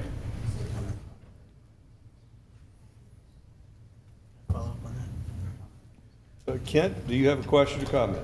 Just want to clarify on that, because I think maybe Councilmember Price's comment was it's permanently set aside. Is that a specific piece of property is never going to be anything other than grass, or does it mean a percentage of the project as it is? It would be designated at the time of site plan, and it would be set aside as part of that site plan approval. You couldn't build on it without coming and modifying the site plan in the same manner that you got it in the first place.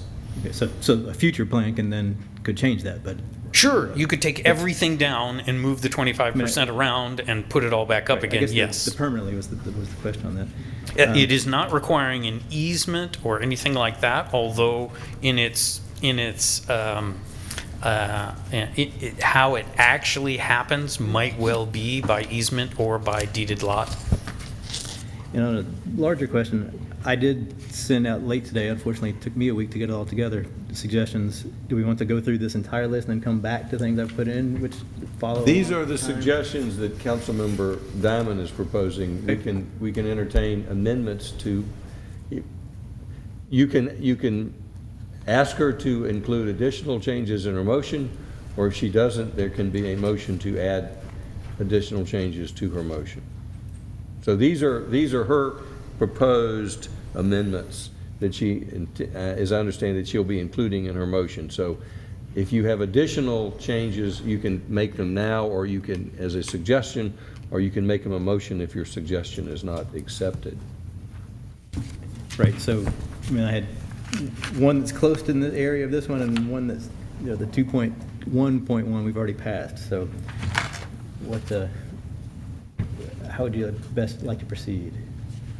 Again, you can make your comments after she makes this presentation, or you can make them now. Maybe I can ask the council member what she would prefer. I think on things like that, it might be helpful to address them all at once. I think there's things that talk about lot coverage that are substantial impact in other areas that I think might be better in a work session, just my opinion. Because some of this we haven't had a chance to go through with staff or with Lee and kind of determine what the consequences are to changing those things. But I agree. You know, if we can try to hit the smaller ones, if you can maybe. I guess ultimately, I don't want to go through a first reading that we then take 2 weeks from now, we have a work session, then we have 2 weeks to then decide the big things and we come back for a second reading. That's my ultimate point.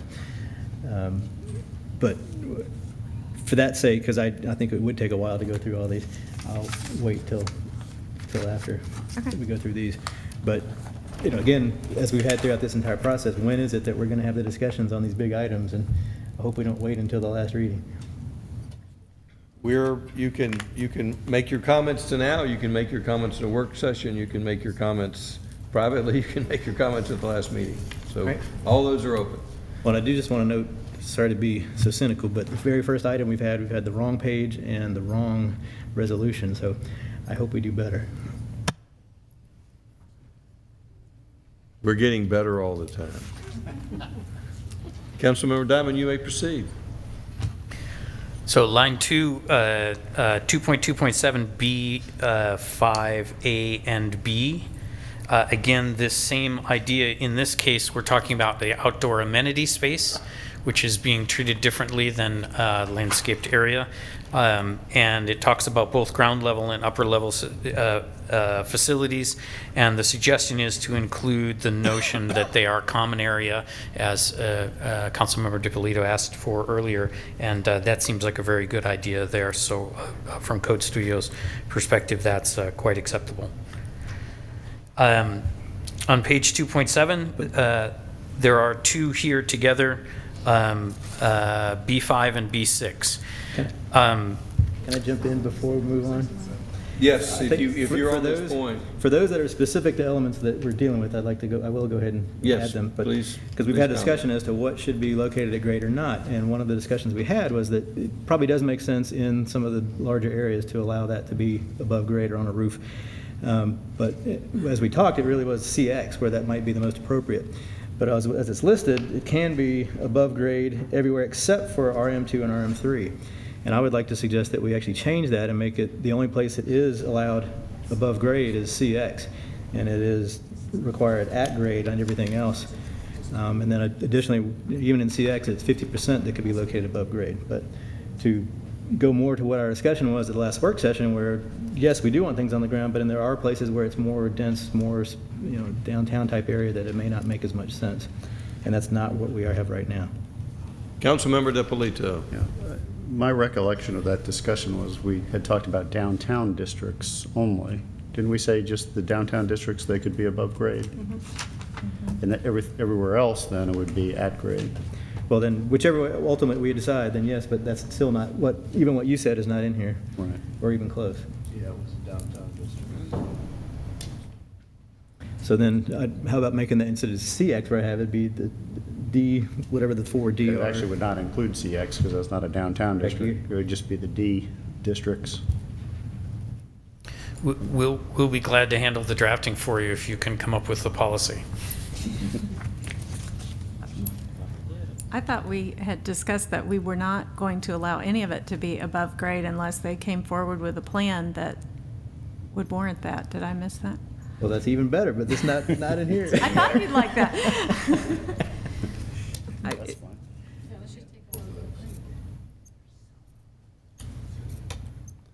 Have we covered that point? So we're saying we Yes. take out above grade entirely? Yes. Yeah, there were a few things on our change sheet the last time that didn't make it into this draft, and I believe that might be one of them, but we'll make sure it's in this one. Thank you. Next item, I guess. Lines 3 and 4 of the spreadsheet are the same idea. They are simply, in this case, the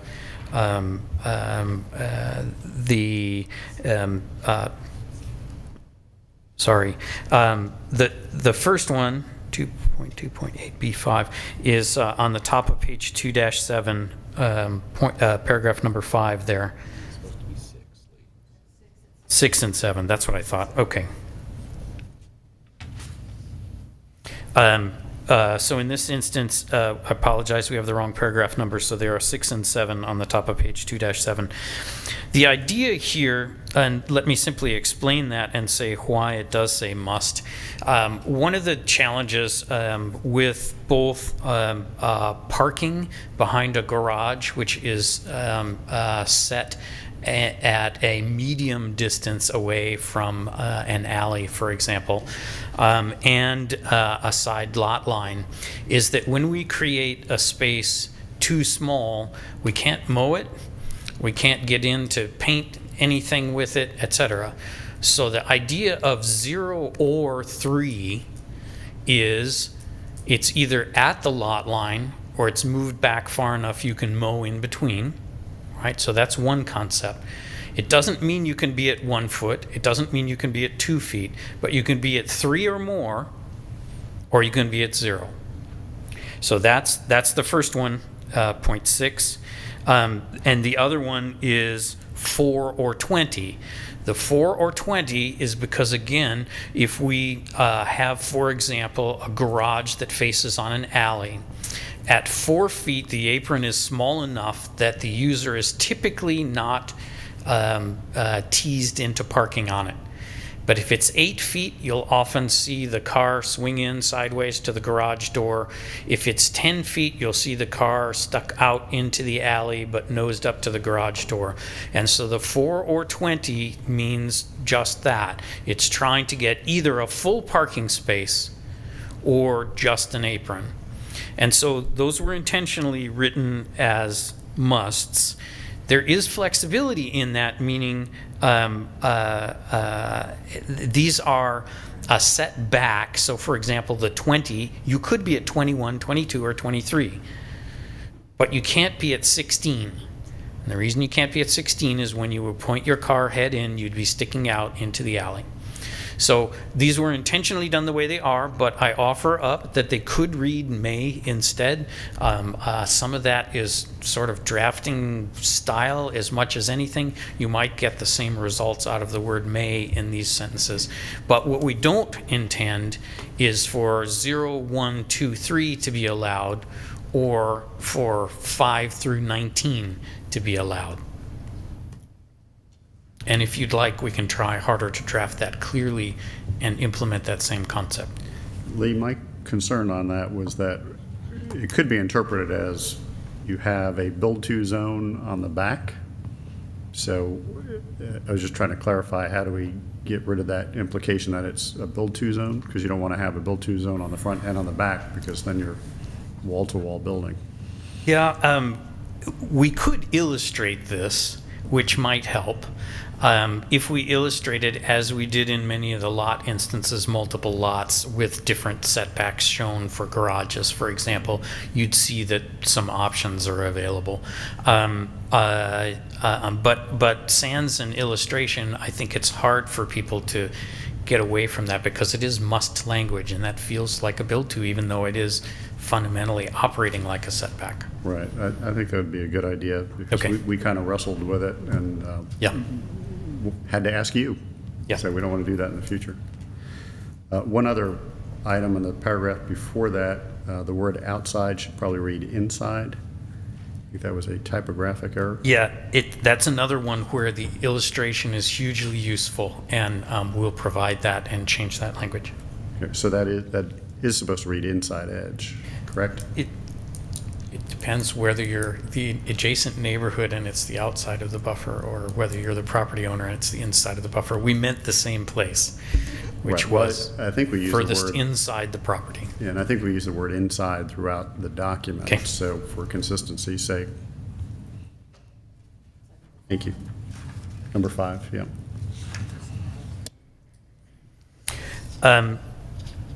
The next one, line 5 on the spreadsheet, is a question also on 2.7.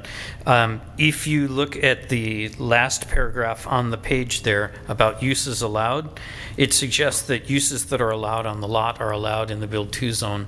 That's not perfectly clear that the intent here of a build-to zone is to generate the equivalent of a setback. And so, no, a drive-through lane would not typically be allowed in a build-to zone. It is allowed in a setback sometimes. So if we're trying to make certain that we do not accidentally get a drive-through on the face of a building in a build-to zone, we should add that to this uses allowed language and be much clearer about it, so that we don't have that inadvertent problem.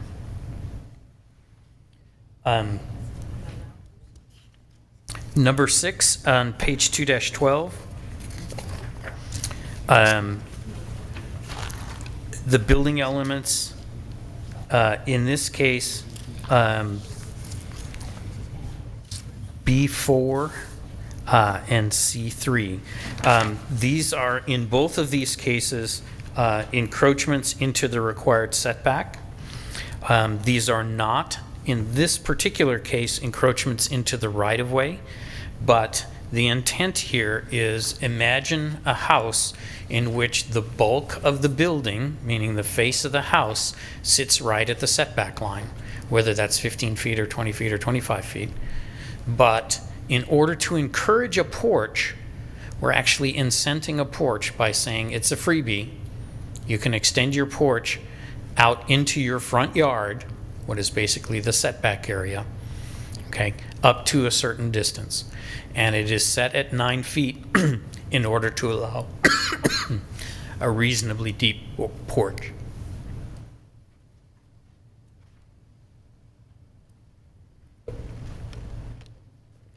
So that's that's the concept for allowing those encroachments, is to encourage them. Otherwise, the entire building is forced to be set further back on the site in order to get the porch behind the setback line. So what are the changes then to 4 and 3? No, well, there isn't a proposed change, but it's a highlight that these are, to some people, an issue. The notion that these extend into the setback area is different than your current approach. And to clarify from our previous question, a balcony may encroach up to 6 feet into the public right-of-way, and a gallery may encroach up to 9 feet into the public right-of-way? Yes. Now, mind you, that's with your permission, because an encroachment agreement with the city would be required.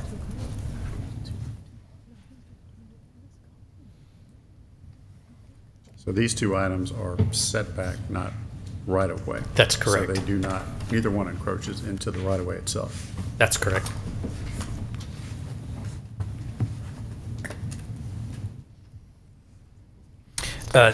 The following item is a question again about one of the building elements. So line 7 on the spreadsheet. Sorry, line 6 on the spreadsheet. No, line 7 on the spreadsheet. Is changing the depth of an awning, the required depth of an awning, from 6 feet to 4 feet is the request. We didn't fundamentally have any problem with that, although a 6-foot awning is better. 4-foot awning is better than no awning at all. So that's a policy question. Lee, what do you see as a typical awning? Aren't they typically more like 4 feet? Well, so there are two kinds of awnings, and the one might be considered fundamentally decorative, and the other is functional. And 4 feet is about the shortest you would have a functional awning, because in essence you're creating a 4-foot covered sidewalk. Most sidewalks today, we ask people to do 5 or 6 feet, especially in a shopping area, which is kind of the kind of place you would expect this to be. And that's where the 6 comes from. But 4 feet is still acceptable, and there's nothing that suggests that someone couldn't extend to 6 feet or 8 feet if they chose to. The final one is also, the next one is also about a building element, in this case the forecourt. A very good suggestion that we not create skinny deep forecourts. Forecourts are intended to be an interaction between the street and the people in the sort of outdoor plaza section. And so if we allowed them to be narrow and deep, we would lose the impact of them on the street face. And so the suggestion is that they never be allowed to be deeper than they are wide. So the forecourt that's shown there is actually square. It's 35 by 35. So they would be similar in configuration to the drawing that you see there.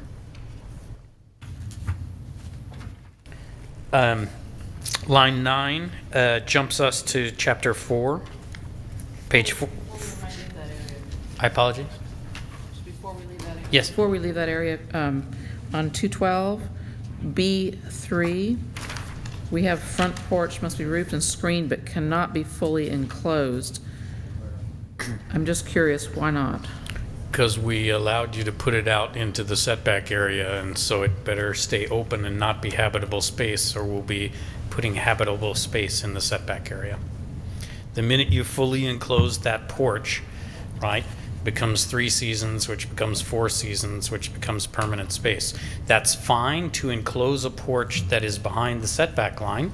We could go ahead and expressly say that if we'd like to see enclosed porches, but those would have to stay behind the setback line and not encroach. And when we compare that to some of our restaurants that put transparent... Visqueen and... I'm sorry? Visqueen or something else down, the roll-down shades. And that is or is not considered enclosed? Most of those are on the private property, not in the right-of-way. Actually, all of those. They're all on private property? All on private property. We don't let them come onto the public property. We Right, told them no. right, correct, So there's no setback there? correct. Lee, back to Lee. Yes. Back to clarifying the awning. Were we at 6 feet or 4 feet? I mean, the 6 feet makes sense to me, and I don't know where the 4 feet came from or what we're. Well, it's a minimum, so if it, It's a proposed amendment that Nancy's going to have in her package that you'll get a chance to decide on. I'm just going to run through them all. Okay. But none of these have been decided on at this stage. Nothing's been decided on at this stage. We haven't taken a vote. Correct. No motion. Line 9 there, page 4-20. This is a question about, in this case, the Build 2 zone for the single-story shop front, suggesting that it be set back from 5 to 10 feet instead of pulled all the way up front at 0 to 5. The difference here and the way to think about this is, are we trying to widen the sidewalk by moving the buildings back on the private property, right? That's the reason to set it 5 to 10, because we'd be pushing everybody back an additional 5 feet and expanding, theoretically expanding the perceived sidewalk at least. Or do we want them right on the edge of today's sidewalk at the property line today? When we looked at the areas where we really intended these most likely to show up, we had thought bringing them right up to the existing sidewalk would be acceptable. It may well be that in your discussion of mapping and other things that these are now in areas we weren't thinking about in which the 5 to 10 makes more sense. So again, it's just simply a policy decision. There isn't, in my mind, a whole lot of difference between those two options. The one at 0, if there are existing buildings at 0, it probably ought to stay at 0. If we expect the buildings mostly to be replaced, then the 5 to 10 is fine. Or if the existing buildings are back 5 and it matches an existing pattern, that's also fine. Forcing buildings to be back from the pattern will mean that people will constantly come and ask you for a variance to be up as close as their next door neighbor is. So some consideration of the context also perhaps appropriate in considering where this would apply. Mr. Mayor, I think part of that was, that shop front is just such a transitional area. I think the feeling was that, you may not be comfortable being on a short sidewalk.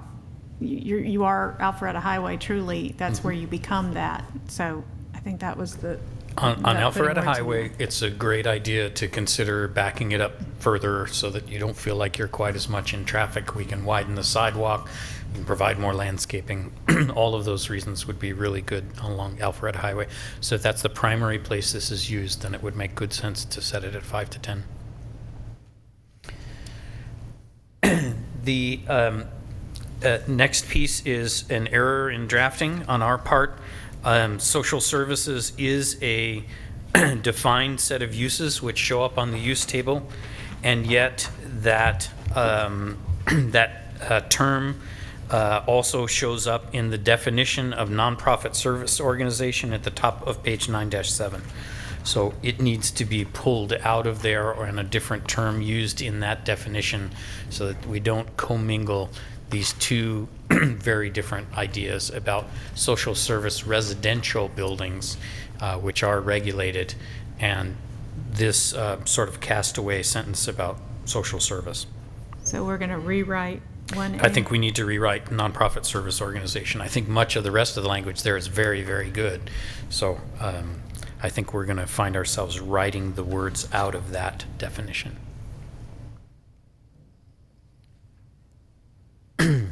On a couple pages later, on page 9-10, on adult daycare, we had inadvertently used a definition which suggested that the adults had to be aging. I don't think that was ever intended.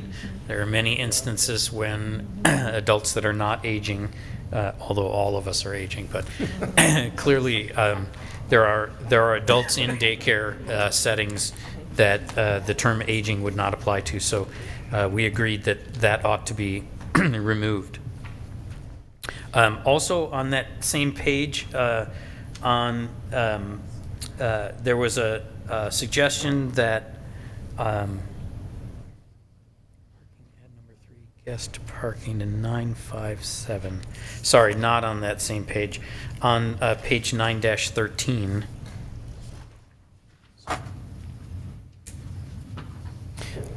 Under the term parking, which is used only for parking as a standalone use, the suggestion was to add the term guest parking. And the only reason I'm reluctant to do this is that this is parking as a principal use. So for example, did we mean that someone could build a multifamily complex and have a separate lot down the street for their guest parking? I don't think we ever intended that. Guest parking is always an accessory use. And so because of that, it is not part of this definition of parking, and from my perspective, perhaps should not be. So from Code Studio's perspective, we would strike that proposed amendment. On page 10-12 is the next one. Can you move What's the that? sheet up on the screen so we can? Oh, sorry.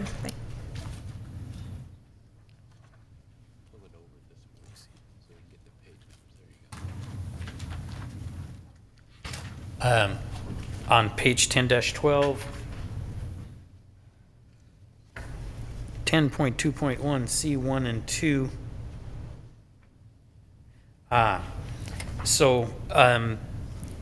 This is an interesting call, and the proposed amendment is probably correct. Right now, the triggers for new landscaping include new building or increase in gross floor area, improvement in site area. So if you go to add parking spaces, you landscape the site. If you're back on the site working to build an addition, you landscape the site. However, change in use, and by this I don't mean the same use going in again, but actually truly a change in use. Office becomes restaurant. If we're not changing the footprint of the building, did we mean to trigger the landscape requirements? That's an open question, but I think for the most part, change in use rarely triggers anything but signs in most people's ordinances. So sign compliance is frequently set to change in use, but it would not typically trigger landscaping in other communities. It's a matter of choice for you, but I believe that would be an acceptable amendment. On page 10-13, we have that same issue that Councilmember DiPolito brought up before of outside and inside as to the measurement of setbacks. And this one has the drawing, which helps clarify things, and I believe we'll borrow that drawing again and use it earlier as well. So that's an appropriate amendment. On page 10-16, one of the options for screening of service areas, one of the materials included is glass block. I quite understand if you don't want to include that. Clearly that's a local choice. That's quite up to you, but it's fine with us if you'd like to take glass block out. On page 10-18,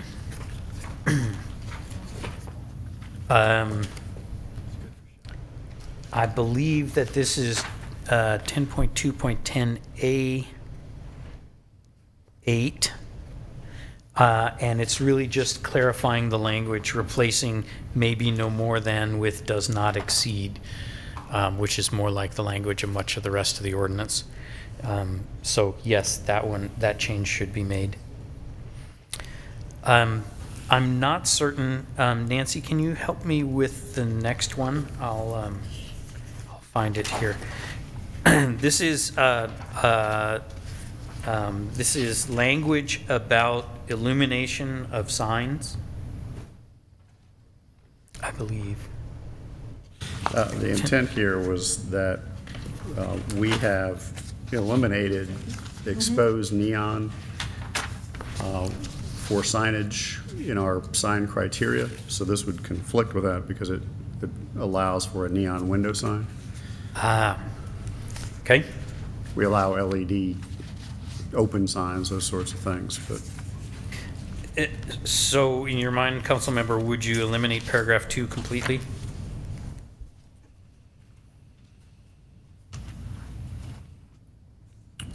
yeah, unless you see another need for it, but I think the intention was just to allow neon window signs, which we're saying elsewhere that we're not allowing.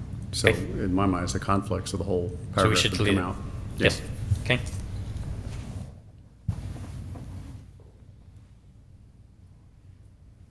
I'm Clarification on that, is this the open signs? Is that the type, the sign we're talking about here? Well, we had discussions in one of our work sessions where we agreed that we didn't want exposed neon. Yes, sir. But we're okay with neon when it's behind plexiglass or some other, where it's screened. So to some extent, you know, you can have a neon window sign, but it can't be exposed. And, you know, if we need to somehow allow for window signs here, I think we just need to make sure they're not exposed neon window signs. I'll have to go back and verify, double check with code enforcement, because I've asked them to do an inventory because we have the neon open signs everywhere. And right, but we don't allow them anymore. Yes. Is the point. Yes. So this is going forward. So if somebody has a sign, we're not going to require them to take it down. Well, some of them that are up, they're not allowed, but I just wanted to clarify that so I know what I need to do. But that was my understanding. What the council had decided was no exposed neon in a sign. Well, so to the extent that's different. the draft that's before us, page 10-39 at the bottom of the page, will also need to be clarified. It would appear that the old language about exposed neon is still in the current draft. So at the bottom of page 10-39 is, except in a PV district, exposed neon may be used for lettering or as an accent. So we can provide clarifying language about neon being used as an indirect lighting source, so that, for example, the signs to the right there, I suspect that the blue one that says something like Salacia or something like that, I suspect that was neon lit, but because it's behind the sign, it's much more acceptable. So we can provide language to talk about it being used for indirect illumination only. Right. And if somebody remembers that differently, let me know. But I thought that was our discussion, was it's neon's acceptable, but just not as long as it's not exposed. I have a question. Yes. Just, this is a broader question regarding signage. I know since I've been on the council, every time there was any issue about changing our sign ordinance, we were always warned that we should not touch our sign ordinance since it had already withstood legal challenge, and that if we were ever to change our ordinance with respect to signage, we would set ourselves up for future difficulties, especially regarding billboards. Is that somehow or other not any longer an issue? Well, this issue is quite different than an off-premise sign. That's when we've warned you to not mess with the sign ordinance on off-premise type signs. This isn't really that issue right now. So these are only on-premise signs? I mean, is that not part of our sign ordinance? I mean, that's my question, is I thought it was a total package that we couldn't touch. No, it's been in relation to off-premise signage, like directional signs and other things, the reader boards and other things that people have wanted to put up. That's when we've cautioned the council about changing. And I believe the language regarding off-site signs has been carried forward. So, for example, we allow off-site real estate directional signs in exactly the same way that you do today. So the wording for those has not been changed? It's not. Okay, thank you. The next is page 11-3.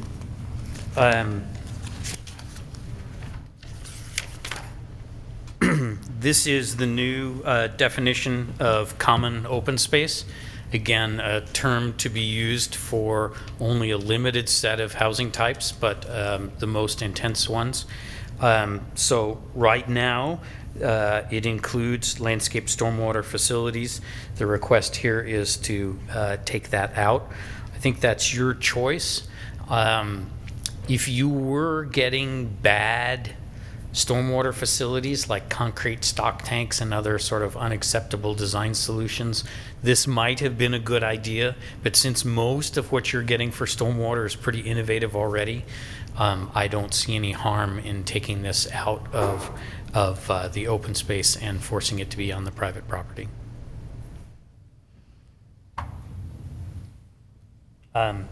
In that same section, the idea of adding easements for underground drainage, so that, for example, you could have a drain field in a common open space area, that makes sense to me as well.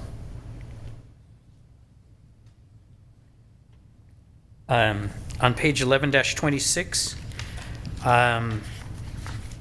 we're in this instance on the bottom of the section on public improvements, regard to the design of utilities. I'm a little bit concerned because we also have a section which describes what is allowed in a buffer in the landscaping section. And this language regarding suggesting very clearly that detention ponds, retention ponds, and water quality features have to be outside of buffers, to my mind, is better in the definition of a buffer, but we can include it in two places. The fear of including things in two places in your ordinance is, of course, that we change our minds in the future and we get it in one place and we don't get it in another. So if there's a preference to include it in only one place, I would suggest we go back instead to the section on buffers and make sure that it is clear that they do not include this. But we can include it in both places if you would like. Can we refer to yes the other section? Maybe sure. we handle it Maybe that that's way. the best answer. Absolutely. Okay. The definition is on 14.4 of buffer.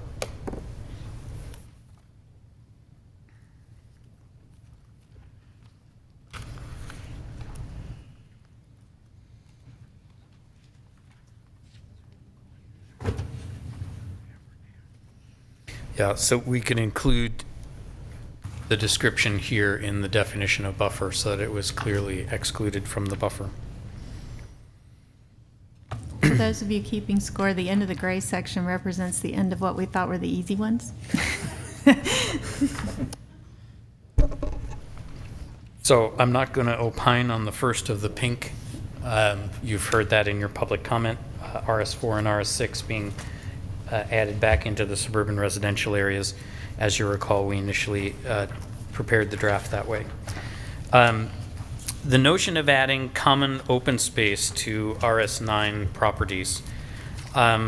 This again is simply a policy decision, and I will simply offer up my personal opinion that a 9,000 square foot lot is pretty big and wouldn't normally be obligated to provide open space. But that is a choice for you. I'd like to offer an opinion on that. We recently had a project come in that was essentially RS9, and when we reviewed it from a zoning standpoint, we really looked at it from a standpoint of it being RS9. We looked at the UDC and required it to meet a lot of that criteria, and one of the things that came up and one of the things we added was additional open space.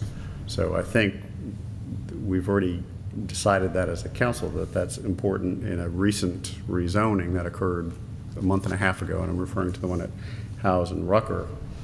So one of the reasons for including it here was it was a recent rezoning decision that seemed to make sense. Cottage court lot coverage. It doesn't matter which version of cottage court you happen to look at. I happen to be looking at the version on page 5-10. In my mind, the lot coverage requirement is not necessary for the following reason. The smallest lot size allowed is 22,500 square feet. That would accommodate only 5 units. They can be a maximum of 1,200 square feet. 6,000 square feet of lot coverage on the 22,500 square foot site, way down at the 30%. Now, that is the principal building footprint. It doesn't account for the accessory buildings, but even if you were to double it, you'd be at 12,000 and you'd be at less than, you'd be somewhere around 50% lot coverage. So I'm not certain you need to add that number to the table because the function of that district already creates that between the restriction on the footprint and the size for the lot. Question? Yes, Councilmember Price. Can you clarify something for me? I've been trying to do the math on this page. Okay. If you say that the site area is 22,500, and then you say units per site is either 5 or 9, but all the pictures show 5, or minimum 5, maximum 9. But if you're saying that there can't be a 9, why is there a 9 there at all? But then and the correlated question is under F, what's the difference in lot area and unit? What's the difference in a lot and a unit? It's defined in the back as identical. Let's take each of those separately. So first, the question of site area. The 4,500 square feet is site area per unit. As you did 6 units, you'd now be at 27,000 square feet, right? Because you'd have to add 4,500 square feet more to the bare minimum 22.5. So to get to 6 units, you need a little more. You need a little more to get to 7 units. You need a little more to get to 8 units. You need a little more to get to 9 units. So you're allowed to have a cottage court with between 5 and 9 units, provided you have enough land area. Now, if we've not been clear enough about that, we can work on the drafting for it. Okay, no, I understand that. So that's the first one, is you add lot area for each additional unit past 5. So the 22.5 is only allowed for 5 units. It requires 27 and then 31.5 and then... But the difference in B and F, there's 4,500 square feet for one of them. Two different things. So if you look at the very first drawing, I'm going to use the word parcel for the big thing.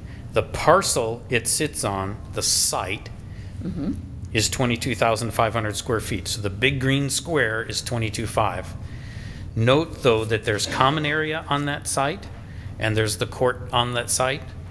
The common area is going to be used for parking in the final configuration that you see there. So the lot is actually right under the footprint of the building at 1,200 square feet. 1,200 square feet is the biggest building you can build. That's at the bottom of the next column, principal building, 1,200 square feet max. So you could actually, in a cottage court, sell 1,200 square feet plus an interest in the common area, which would get you your parking spaces in your courtyard. So the overall site or tract or parcel, we happen to have used site consistently throughout the ordinance, but the big piece is 22.5, but someone would be buying a smaller piece as a lot with then an interest in the common area. It's the same way we sell townhouses. It's the same way we sell certain other kinds of things. This may have no lots at all. They might all be rental. They might all be condominium. So it just looks like F and B in the graphics are identical.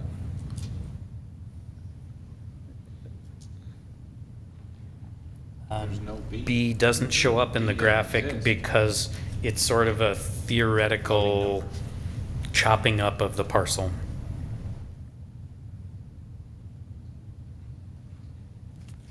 Okay, I'll noodle on it some more. Thank you. Councilmember Eichelhardt. I hesitate to try and explain, but because I actually mapped all this out, and it's not that it has to be in that site, it's just in the overall location. So you could have a house unit there, at 1,200 square feet, but the 4,500 is added to the entire area, right? So Yes, that's correct. So that's the why it's not- courtyard, the parking area, landscape That's buffer. why it doesn't have a letter Yes. associated with it. Yes, yes. Because I've actually mapped this out, and this actually works really well. And a number of the elements require it to be bigger than it might otherwise be. Yes. But I did one comment that concerns me because the building separation is either 0 feet or 6 feet. And if there's no separation, aren't we essentially just creating a row of townhomes that face each other across a court? So I think we need to keep, only be 6 feet, so delete the 0, because otherwise we're not really doing what the intention is. Some separation. Yeah, I knew there was something that bothered me about that. That was what Because it everything was. else actually works really well, but then that actually just becomes 2 rows of townhomes facing each other. So part of that would depend in my mind on which district this was showing up in. And if it's showing up in a district that is more intense and would allow those other, closer to attached types, then it would be okay to have them attached. But if it's showing up in a district that doesn't, then it would not. So, that's a really good question, and I'm looking real quick here. So, right this minute, the cottage court is in its own district by itself. It's in the townhouse district and in the 2 multifamily districts, RM2 and 3. But I think to and Ken's- yes, it'll show up again in other districts. So it is not, while all the drawings show it as single family, in concept, those units could attach. That land area would still be there. The overall relationship of building form to land area would be there. But you might see a tighter clustering. Right. It's an open policy question for you. I'm saying we shouldn't allow that, so my suggestion would be that we eliminate the 0. Yeah, I agree with Ken. I like the idea of it being a cottage court, not a townhouse court, because if you're going to do townhouses, do townhouses. But the intent of this is really just to be cottages. So I think it needs to be detached. So I'm seeing 3.2.8, 2G, we eliminate the 0? Correct.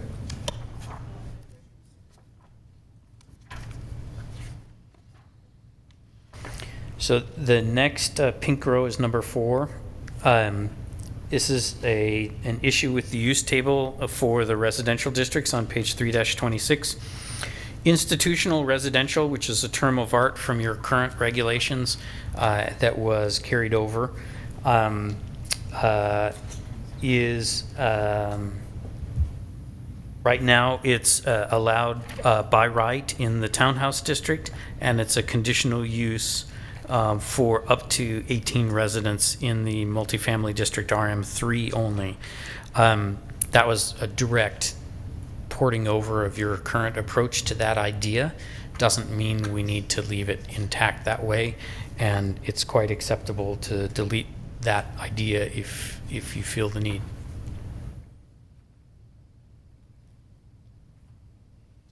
Well, I will speak to that. I thought it was particularly important to at least have a conditional use for institutional residential, which is essentially assisted living, independent living. It's really senior residents in RM2 and RM3, certainly as a conditional use, because if we can have apartments there, we ought to have assisted living. And then, once again, we're trying to push the ordinance to, when we have townhouses, have a townhouse community or a townhouse district, we have townhouses in them.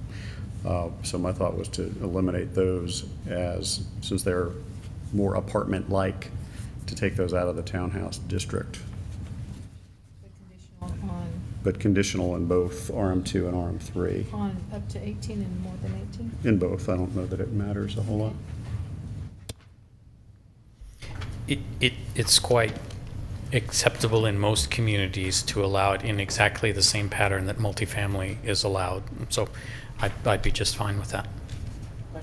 It'd be great to eliminate the above and below 18 thing as well.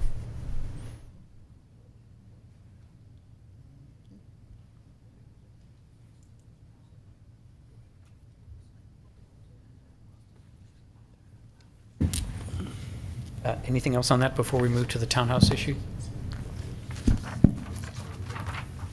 Again, on townhouses, I don't think we have to look at any specific page. The suggestion is that in all districts, the lot coverage be 75%. That's just fine. Those are local decisions for you guys to make. That'll generate a fairly green townhouse project, but that's probably it really the right is kind. more, I guess, more of a discussion in the downtown district where the proposal was 90, and there were some areas where it was 70 or somewhere it was 80, and so we just thought 75 would simplify, and then we'll talk about open space as we get to it. If you've looked at a site plan you were comfortable with, let's set the numbers to that. The commercial house setbacks. This is a question that's often asked of us is why are we setting variable setbacks for varying building types? And really, the answer comes down to, if you don't feel the need to set varying setbacks, there's no need to regulate using the building types, right? If we're not going to change the metrics among the building types. So if we were to look at a page like 4-7, within the CX district today in the draft, we're allowing every building type in the book. So sans building types, all of the setbacks and all of the other metrics would allow the same maximum. Now, it's the same as today in that some people set back further than their setbacks. Some people don't maximize out their site. But under the presumption that especially in commercial areas, people are trying to use up the maximum land potential that they're given simply to maximize their return on investment. Under that presumption, then creating some change in character where certain kinds of things occur is completely appropriate. And the example that this actually points to is the commercial house. The commercial house was wholly designed for areas that have existing homes which are used for office and other purposes, right? Used for commercial purposes, maybe even restaurant, etc. Those homes sit back 10 or 15 feet from the roadway, 20 feet, maybe 25 feet. Whatever their original setback was, that's where those are. If we were to tear that down and build the exact same building at a 0 setback, I'm not certain we'd like it as much, right? It's a different character.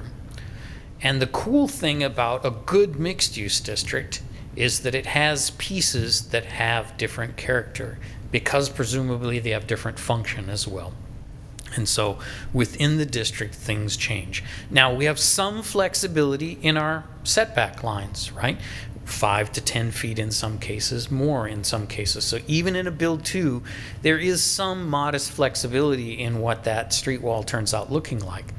But the real intent here of using the building types is to say a townhouse sits up a little and back a little. It's a little greener out front than a shop front building, which sits right up to the street and has lots of glass. So we use the building types to actually generate those differences. So that's my primary answer here to how commercial house sits, is it sits like the things it's emulating, which are original houses that had setbacks. So that's a matter of policy choice, but our recommendation on that one would be no. Lee, I understand your point on the commercial house, and I agree with it. I don't understand the difference for a general building versus a mixed-use building. So a general building, again, lower transparency, uses that are not as active on the street, and so often it is set a little further back so it can be greened up a little, or it has more flexibility to try to do something interesting in order to be a better neighbor along that same street. So if we're going from shop to shop to shop, and then we have a stretch that's office building, and especially if it's multi-story office building, single tenant, that ground floor will likely be a quiet space. Shades will be down, blinds will be closed if it's pulled all the way up to the street. So you back it up and give them a little bit more privacy and hope that it might be a little bit more active or a little bit more landscaped or something else. Okay, thank you. That next one on page 4-29, saying PV approval should be processed like a rezoning, that's just fine with us. That's a procedural issue, and it's quite true that Parkway Village acts a bit like rezoning, even though it is not, and using the same fundamental procedures seems fine to us. Well, Lee, we are now changing it, though, to a zoning category, right?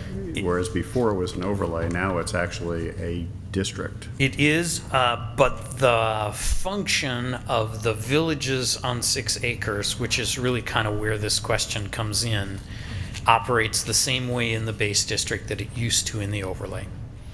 So it is a change in options available within the district without rezoning based on available acreage. You lost me. So Parkway Village basically says you don't get commercial stuff until you're big enough. Right. Right? So it still says that. It's just the base district instead of an overlay that says that. Okay. We just replaced the underlying district. That acts almost like a rezoning of the property, right? The minute you get 6 acres or 7 acres? 7 acres together in a contiguous mass, you get more options than your next door neighbor has. Okay, so the options are still there, the process is just changing to be the same The process. notice and all of those kinds of things, how they come before you, simply the suggestion is to use the process from rezoning. Okay, thank you. The cottage court building coverage we've discussed.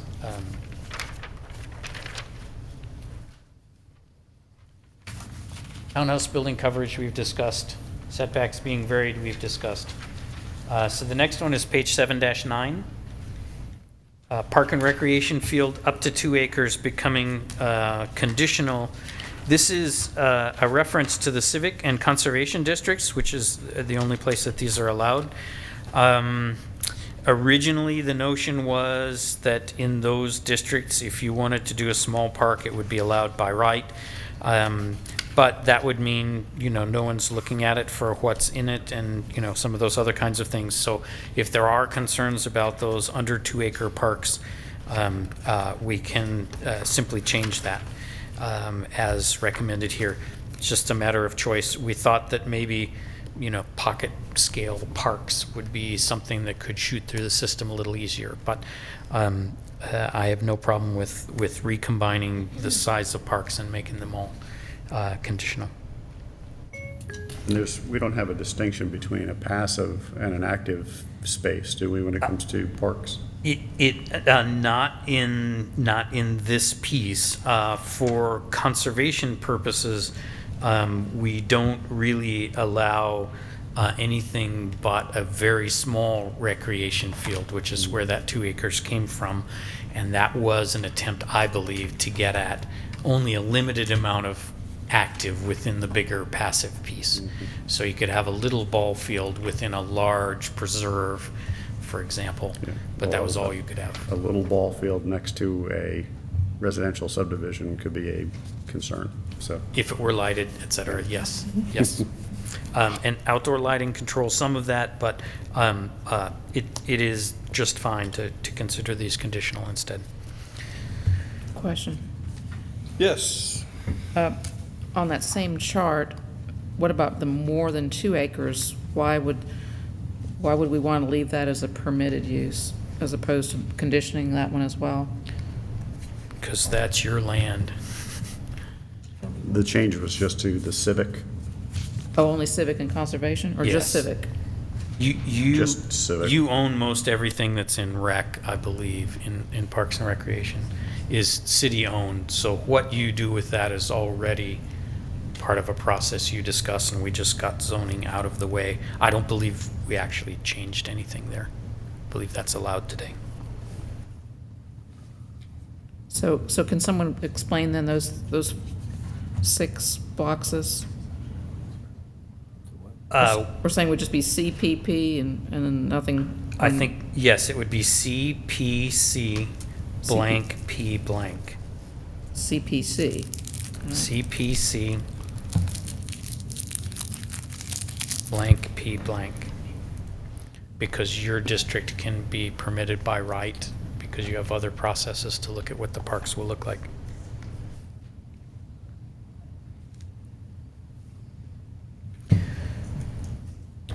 So the next suggested change is on 9.5.8. And this is in a little section on personal service, but the same idea applies to restaurant and to retail sales. And that is that your existing regulations in the office district allowed a certain quantum of commercial activity to take place inside an office building. Certain uses were allowed. This is our translation of that language brought over. So 5,000 square feet was the limit before. The recommendation here is to change that. The impact would only be in the OR district, the office residential district. This is the only district in which this limited use language kicks in, right? So as a limited use in office residential, you would only get today 5,000 square feet in your office district today. When it gets converted, we were just leaving it at 5,000 square feet. The recommendation here is to change it to 7,500. I'd suggest we be modestly cautious about that because these do sit in close proximity to residential. In this case, office residential is what I might term a transitional district.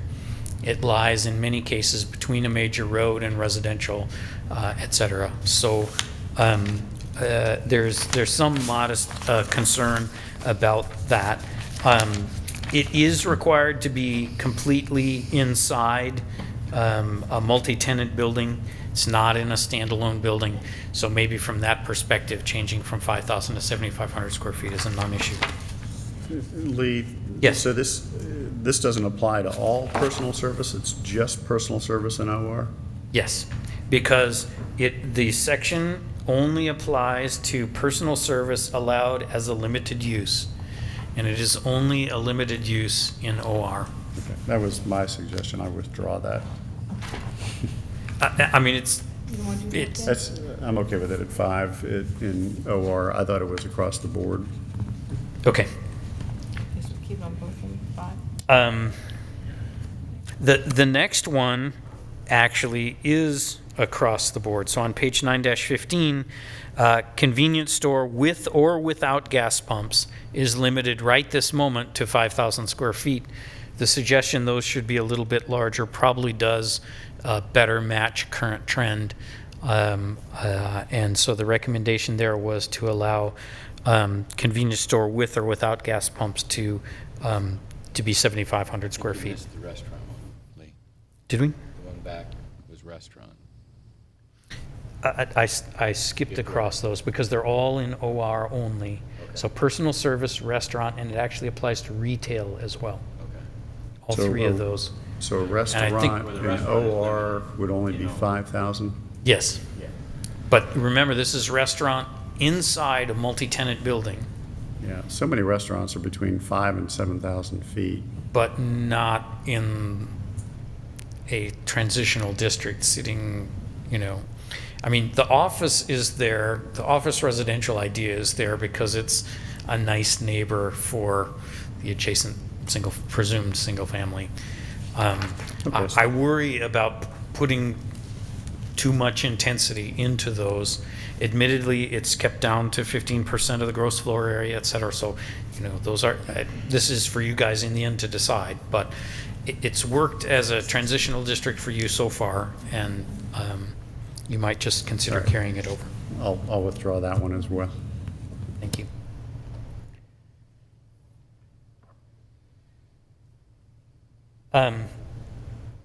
So on line 16, this is a big deal, and perhaps needs a little explanation to me. 915 is the gas convenience. Sorry, line 15. Page 9-16, 9.5.10 F1. This is PV. No, I think those are fine if you want to do them.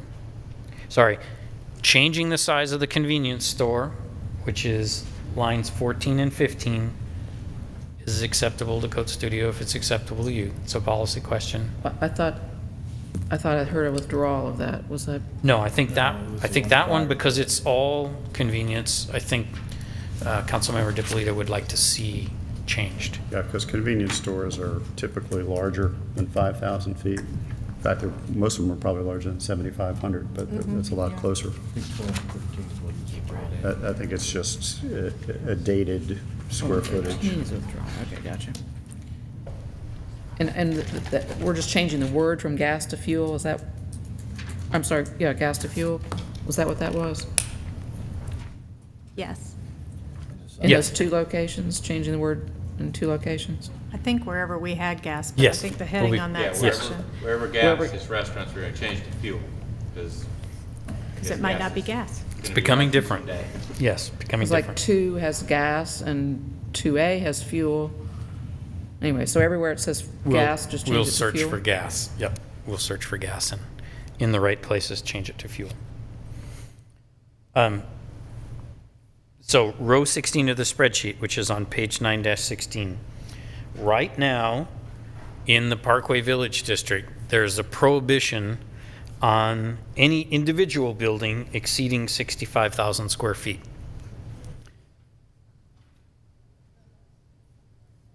I think it's a different reference. That's not the right page.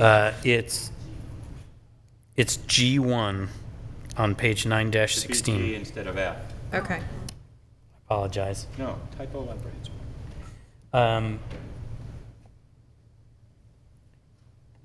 So right now it says 65,000 square feet.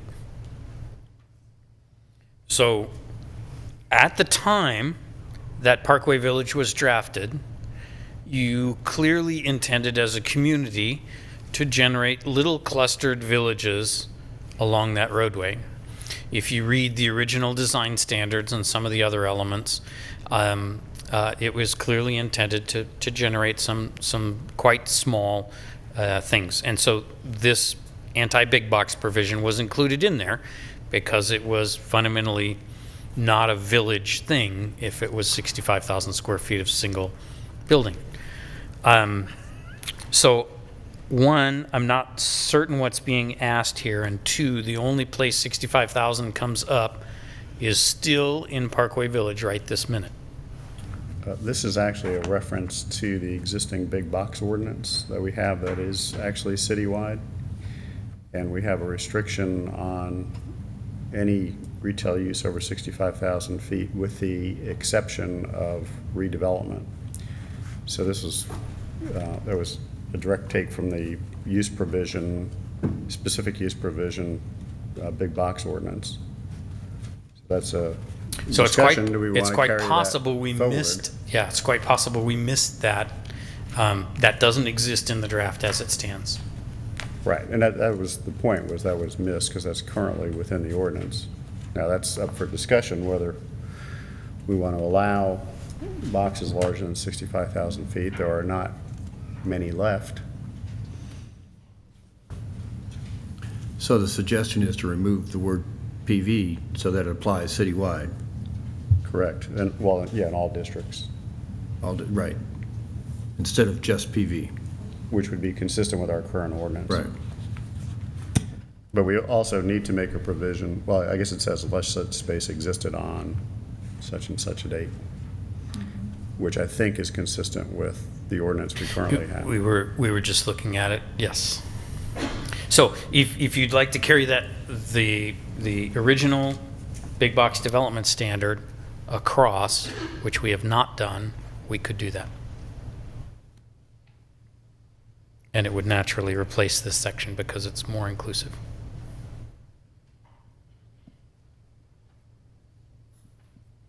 The next is on page 10-2.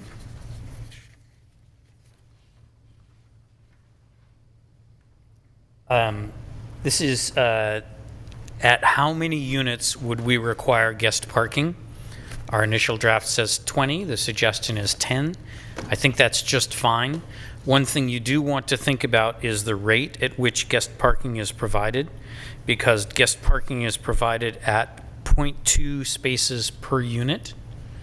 So at 0.2 spaces per unit times 10 units, you'll get 2 spaces, 2 guest parking spaces for the 10 units. So as long as you think a guest parking area of 2 spaces is appropriate, we can add it.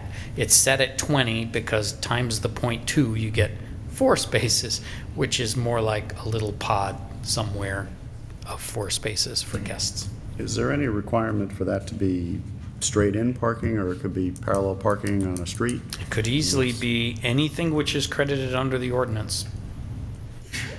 Because I could see easily putting in 2 parallel parking spaces in some of these smaller neighborhoods on the street. Sure.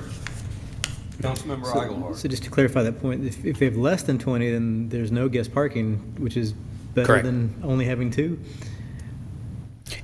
I'm not suggesting that. I'm just saying managing 2 spaces and laying out a site with 2 spaces, unless you use parallel spaces, which is a good idea, it just would be very strange. Because usually spaces are allocated to units, right? Right. I see your point. I guess the problem ultimately is that that's one of our biggest issues that I see anyway in existing townhome projects or smaller projects, that there isn't the guest parking, and you end up, when you have the extra child coming in for however long, then you've got cars up and down the street, and it's just continual problems, which is, as you know, why we're bringing guest parking in to begin with. I wonder if we should even actually look at increasing that. That should be a consideration. I'm not giving you a number right now. It's worth looking to other communities. The standard here is relatively common, but it could be higher, and it could be triggered at a lower number. As long as you continue to allow credit for on-street parking spaces and other things like that, I think it would be fine to set it down to 10 and allow them to parallel park some of the spaces. The next one is about screening. It's on page 10-9, and actually it might be useful to look at the drawing that's on that page.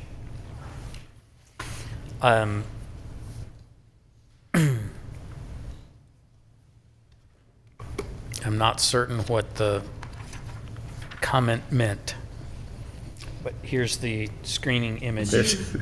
There's actually 2 comments. Okay. One, the drawing doesn't have the building pushed up to the street, which I thought was kind of unusual, and it looked like there might have been some parking between the street and the building.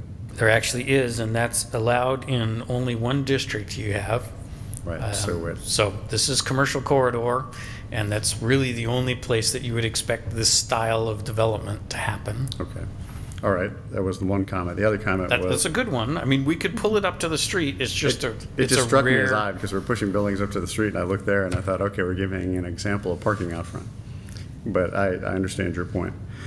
The other point was, typically with a drive-through lane, you have parking around the sides. And certainly for a drive-through restaurant like that, you're going to need more parking than just those few spaces out front. So to have the drive-through lane screened from the parking didn't necessarily make sense. I understand the intent of screening the drive-through lanes, but when they're traveling through a parking area, is that really necessary? So perhaps not, but the challenge here is always there's an enormous reluctance to bring the customer across the travel lane. And when we side park like that, we don't have a choice except to bring them across the travel lane. The front parking option shown here does allow you to not cross the travel lane if you were parked in one of the spaces out front. And while it's not drawn in enough detail that you can really see it, that's the only reason this kind of design exists. It's a peninsula design instead, where only a nominal amount of parking sits out front. That might be nowhere near enough parking for the kind of use you actually provide. So there might have to be a whole bay, that runs down along the side. Those bays are always a challenge. The screening is really about noise, glare, activity, etc. So yes, it could be that we could set this standard so it only applied within a certain number of feet of the side property line. And if you park both sides, you know, then, and that thing's in the center, then maybe we don't care. Well, I think what we need to make sure we don't do in this ordinance is to show examples that would not actually exist. And I don't think that would ever get built. So that's my concern. It might get built in a very urban area, but in our CH districts, there's just not enough parking, and the reality is that would never happen. So, and I'm not trying to be critical here. I'm just saying let's make it realistic as to what would actually be on the ground. So we can change the drawing. That's just fine.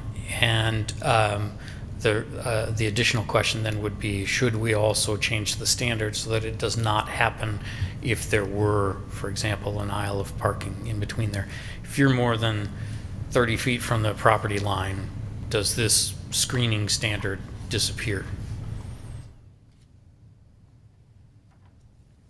Yeah, I guess the point is we need to assume that there'd be parking on either side, because I think that's reality.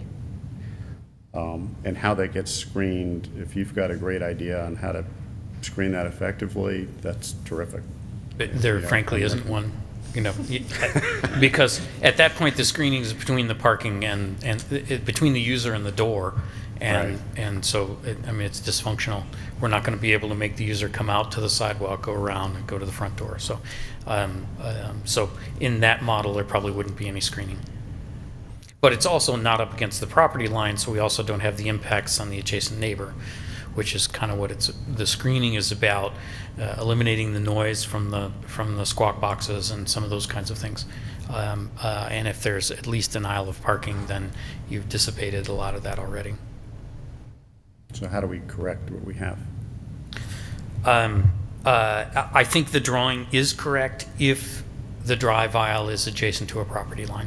And we correct the language to say that, and we don't require it if you're not adjacent to a property line. Okay. Thank you.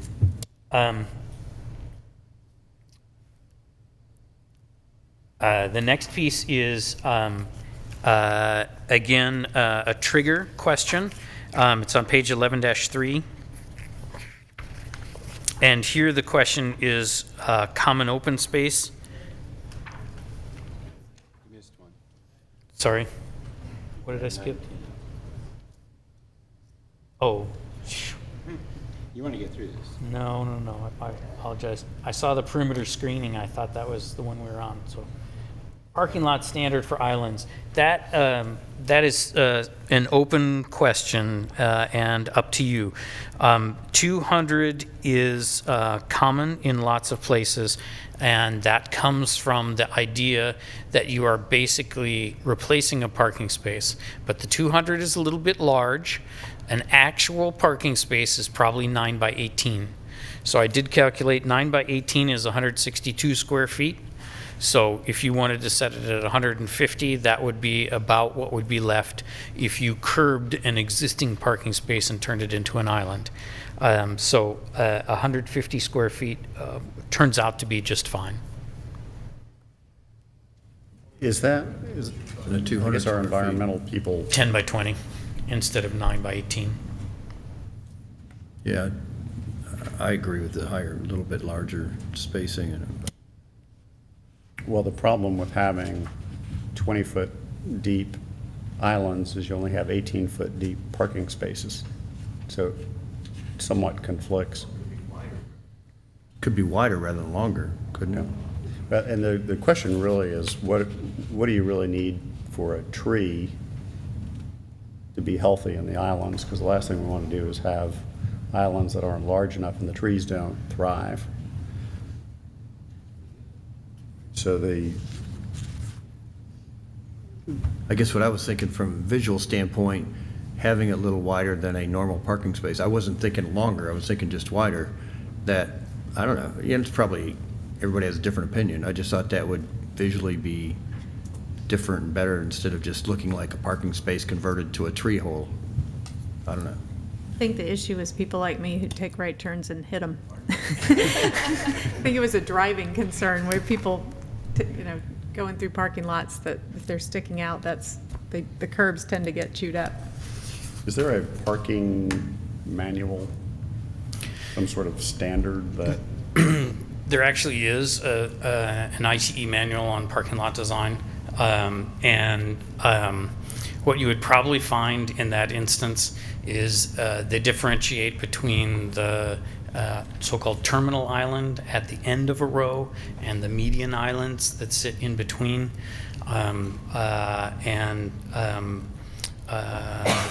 In this case, where we do not have the median in the center, right,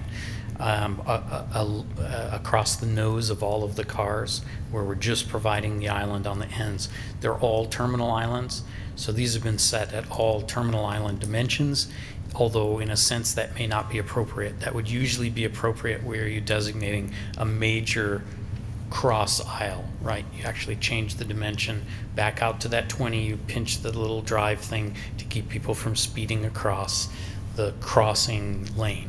So there's a reason for that design in some instances, but setting it to 150 will not harm the way these parking lots have been set up.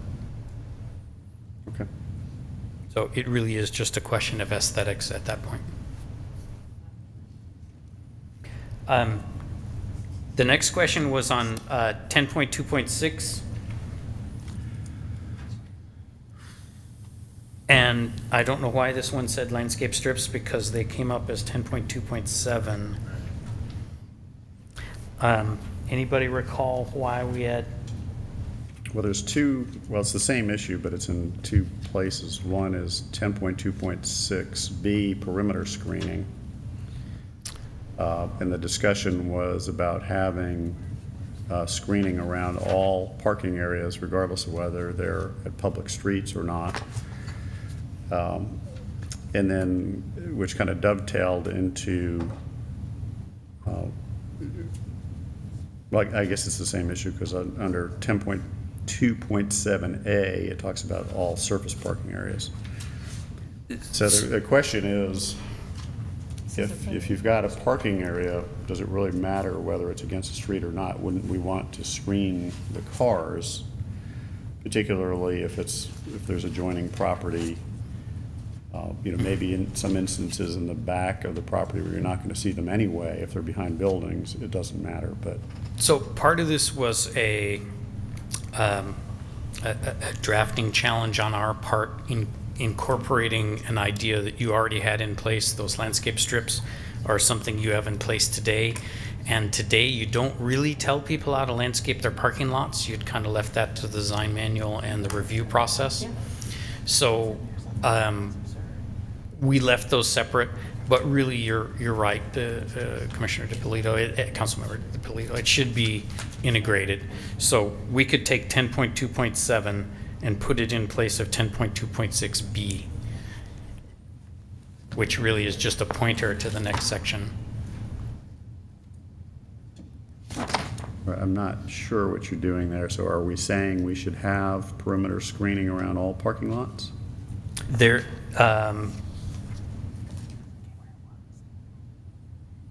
at present, perimeter screening is only required when you're abutting the public street, but the applicability of those requirements could be changed as we move them and combine them. Certainly the image that we're showing only screens the public street, but I can see why even in parking lot within 30 feet away from the lot line might still want to be screened. Yeah, and I think there's a couple different issues. One is you want to be able to screen the cars when they're in a parking area, but then we also don't want to create a situation where we have little 5-foot landscape strips in between commercial areas that don't actually do anything except for create dirt spots. Yes. And we've all seen way too many of those. So it needs to be set up in a way where we effectively screen the cars, but then don't create these meaningless landscape strips. So they need to have shrubs and truly be effective rather than just being patches of dirt. So yes, we can change the 10.2.7 concept to what B intended, which was that it's a perimeter screen for all parking lots. Okay, thank you.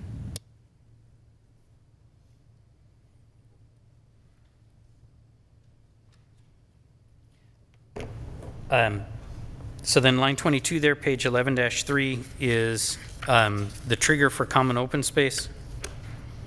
Again, this is a size challenge at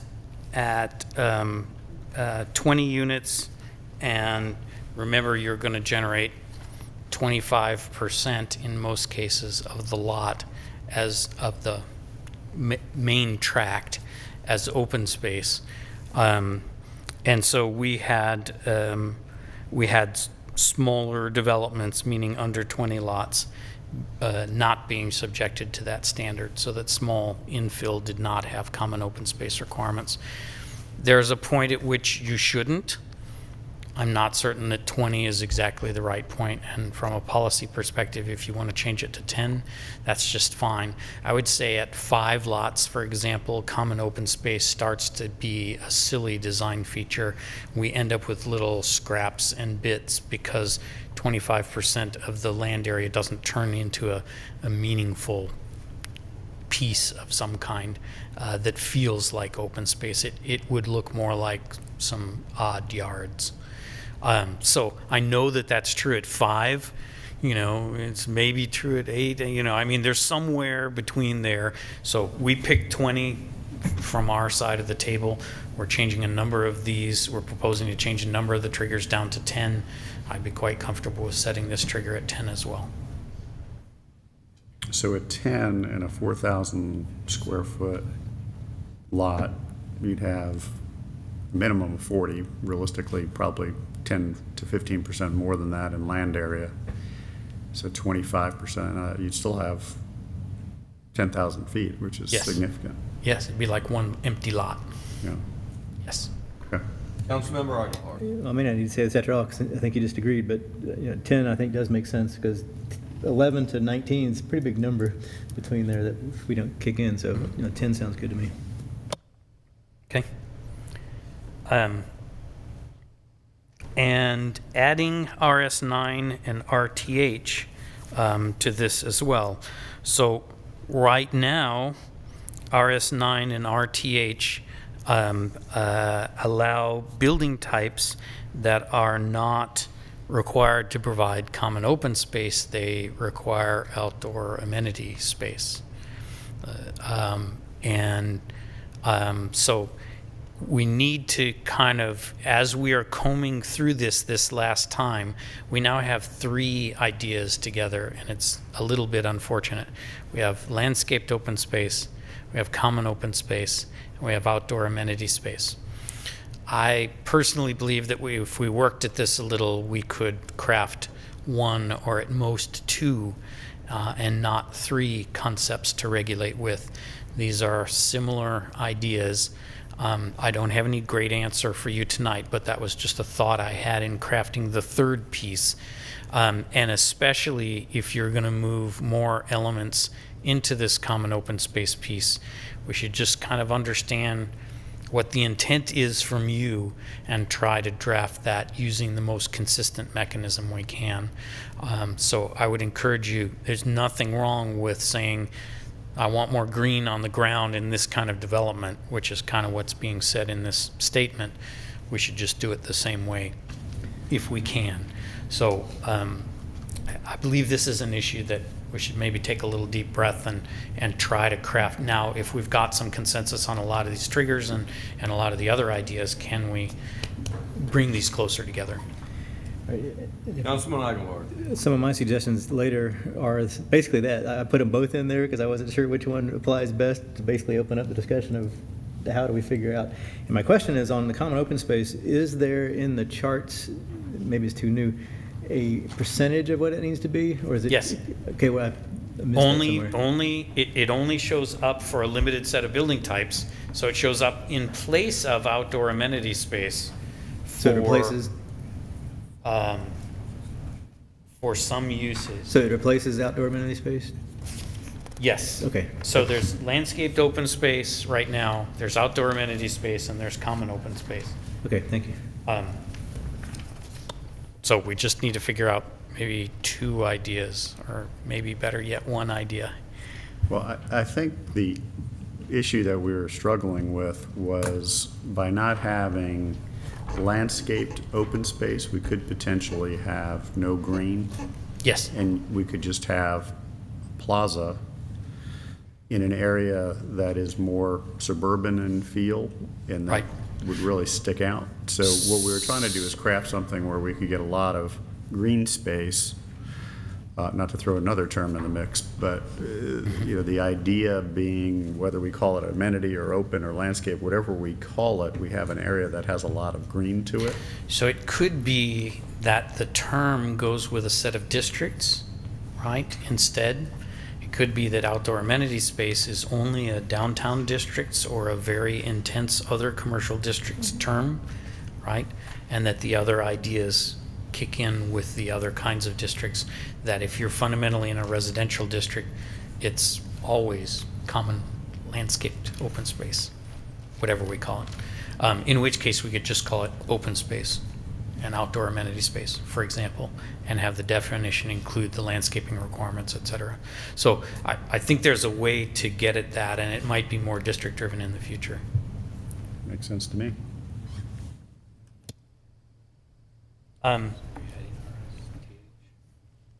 I don't know. Nobody's voting on anything yet, so.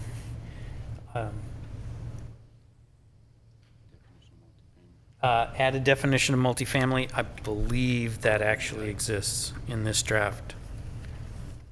It does. It's on page 14-9. So that one should be struck theoretically, unless I'm missing something. 3 or more dwelling units in a single principal structure. But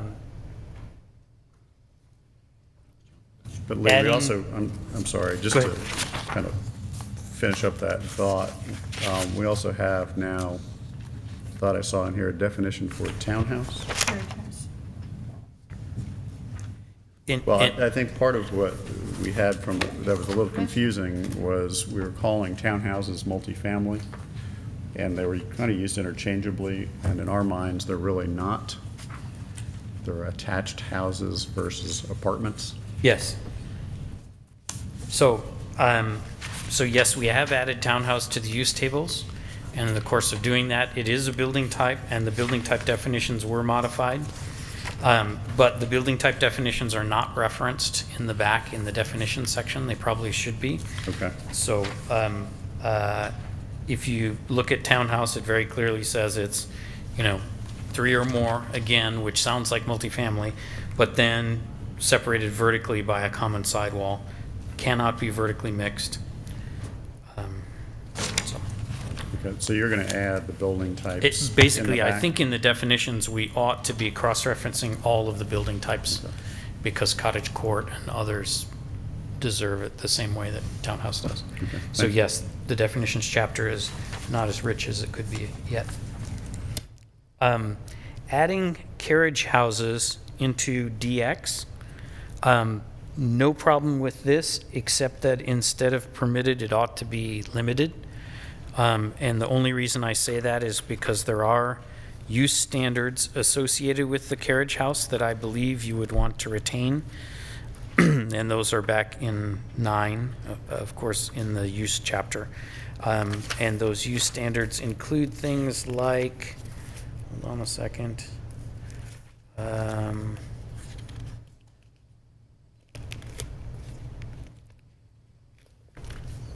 Well, now I can't find them, so hold on a second. I need to go find the use table and then go find them.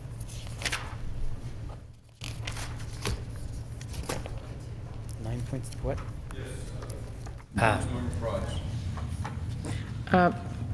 Just something that's, come to my attention is, as I absorb all this and distill it, is that we don't have any distinction of ownership anymore. I mean, in our former zoning code, you know, we had fee simple, and we had this, that, and the other, and I think we had the term apartments, and, you know, now it's walk-up flats, and there's no, it's all building type as opposed to any sort of ownership. And I'm concerned that leaving those terms out could possibly get us into some trouble. For instance, when you talk about something that's owner-occupied versus not owner-occupied, and that's a statistic that they keep at other levels, and we wouldn't even be able to provide that information. Well, it's discriminatory to regulate using some of that information, and one needs to be cautious about that. Zoning is, in theory, at the highest level, blind to ownership. An apartment building could be in a single ownership and rented. It could be condominium. Could be divided by a co-op if the state of Georgia allows co-ops. It could be co-housing. There are a variety of ownership approaches that could be applied, and zoning stays clear of that most times. Now, yes, in some communities, only certain building types and lot layouts are allowed. So, for example, townhouses can't be rentals in certain instances because they're required to be on individual platted lots, and therefore they're typically sold, right? But you could have townhouse condominium development, especially for seniors with, you know, managed care of all the landscaped areas, et cetera. You can have other forms of ownership. So for the most part, But this modern is codes try to get away from that. This is a major policy shift that we have never really discussed. It's, well, it is an issue on which you can get into deep trouble very easily if those elements are included. With whom? Who do we get in trouble with? Over the Fair Housing Act and other, I mean, you can't be discriminatory in your housing practices, and so form of ownership is a possible area of discrimination. So nobody's collecting information anymore about owner-occupied? Feel free to collect information about it. That's after a choice has been made about an applicant, and that's a decision between two people freely made. But when we regulate, we can't in our community say all owner occupied or else, for example, be considered discriminatory, right? You're allowed to rent your house. We don't talk about that, whether it's owner occupied or not. It's a single family house, but you rented it. As long as it's for 30 days or more, most communities don't regulate the rental of your home. These are issues that modern codes try to stay away from because forms of ownership it can be a slippery slope. I guess when the state owns everything, it really won't matter.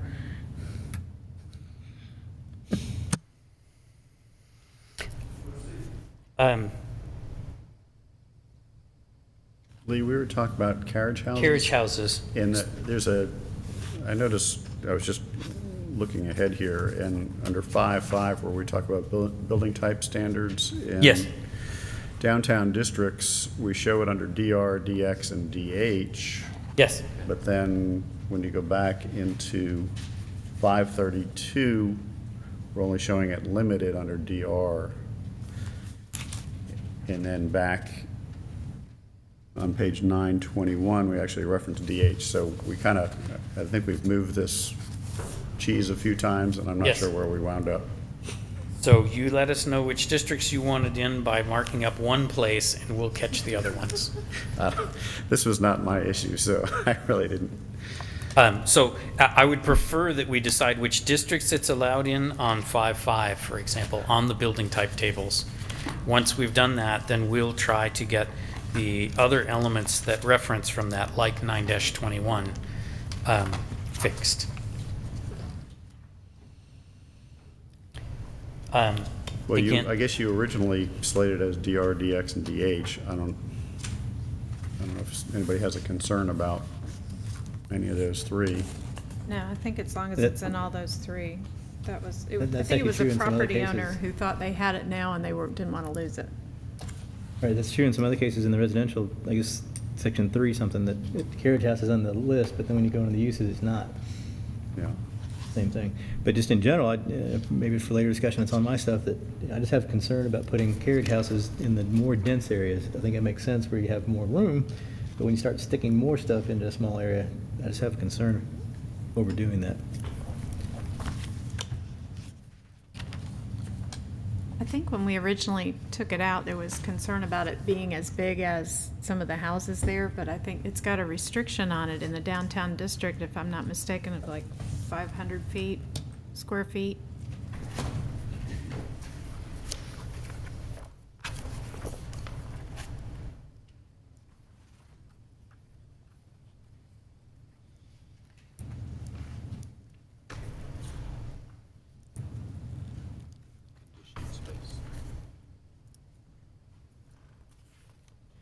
So on 5-7, 5.3.4, carriage house, conditioned space max 500 square feet. Which I think is too small to squeeze in somewhere. Okay, well, we probably need to revisit the whole carriage house thing as it pertains to each one, and maybe we talk about that as a separate thing. It would be great to have you do that and then tell us which districts, and we'll make the remainder of the document consistent with that. Okay, if we can have like. This from- did capture an inconsistency, so this needs to be fixed. If we can kind of lay that out with staff in the work session, that'd be great. Adding a definition of carriage house, that's one along with the rest of the building types that, yes, should be added. The intent statements and the language from the CX intent statement, which is on page 4-2. Sorry, 4-3 is where CX is. So right now, neighborhood mixed use and downtown mixed use do not have the same language as commercial mixed use with regard to mixing of uses being encouraged. And the request here is to carry that language over. If you feel that the CX descriptor is better, we'll be glad to carry it over. However, it does say inclusion of residential and employment activity is strongly encouraged because, of course, CX is mostly a commercial district in which we're trying to ask you to do office and residential. But if you were in DX, it already says it is being promoted as residential, entertainment, and cultural hub of the community. We could add an encouragement. I'm not sure which uses we would be trying to encourage. So a little more clarity on that one would be great. I don't think a direct carryover of the CX language is exactly the right answer, but there probably is something there that needs to be done. Not sure whose that was. Does anybody know? Was that yours? No. I mean, we're trying to determine where that came from. 'Cause Well, it certainly was raised again this evening. You know, the gentleman suggested, want to do more about the mixing of uses. And this is the one place where Right. there was an express encouragement in the intent statement about that.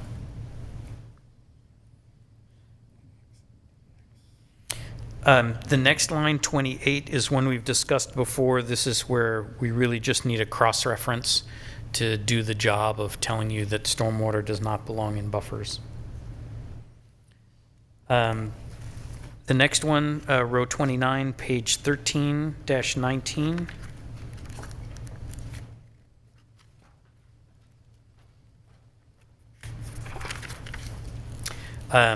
These are minor certificates of appropriateness. It's just fine if you want to take parking lots out of that and make them major. That means that the authority to approve them does not devolve to staff, but stays at the commission level.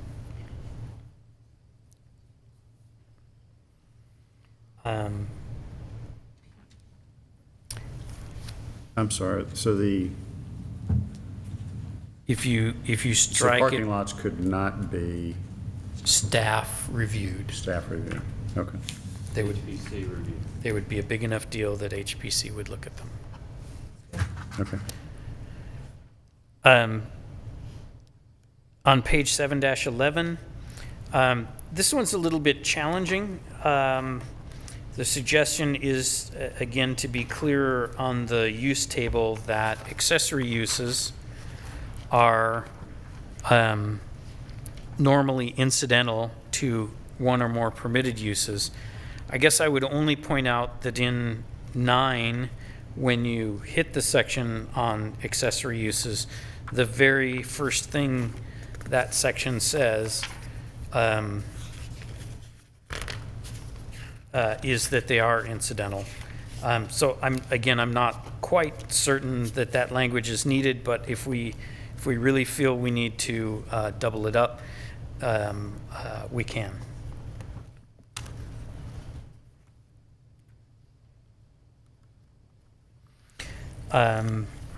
The next piece is there on page 13-10, which is a long set, and 13-31. Those are both offered by the attorney's office. I suggest we all take their advice and stick them in word for word. And the final one is a map change. So that's the set that were part of this original list. It does not include Kent's materials.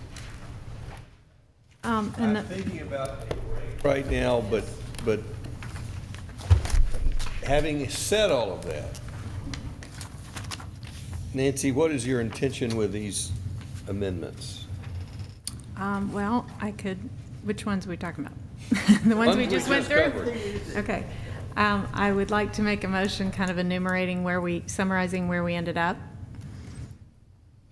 with that in it. And then, Kent, let me go back to Kent for next. Kent, we can handle this one of two ways. We can entertain a motion, or you can ask for your comments before we entertain a motion.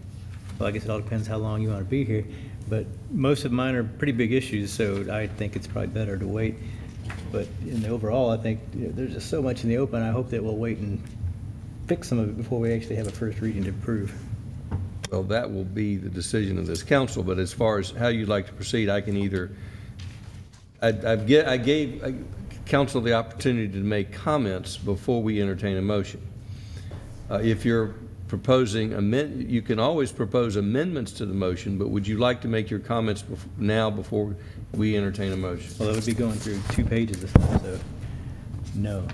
All right. Unless I'm then misunderstanding. why don't we do this? Why don't we see if we get a motion in a second, then I'll take a break, and we'll get discussion of the motion, and then we will entertain amendments to the motion. So if we can enter, I'd like to get a motion in a second and then take a break, assuming we get a second. okay. Comment, we'll entertain further comments before we make a motion. Rich, if you'd like to make comments before the motion, you can make those now. I actually had a few minor changes that I'd like to propose that shouldn't take too long. These are not big issues, they're kind of minor things.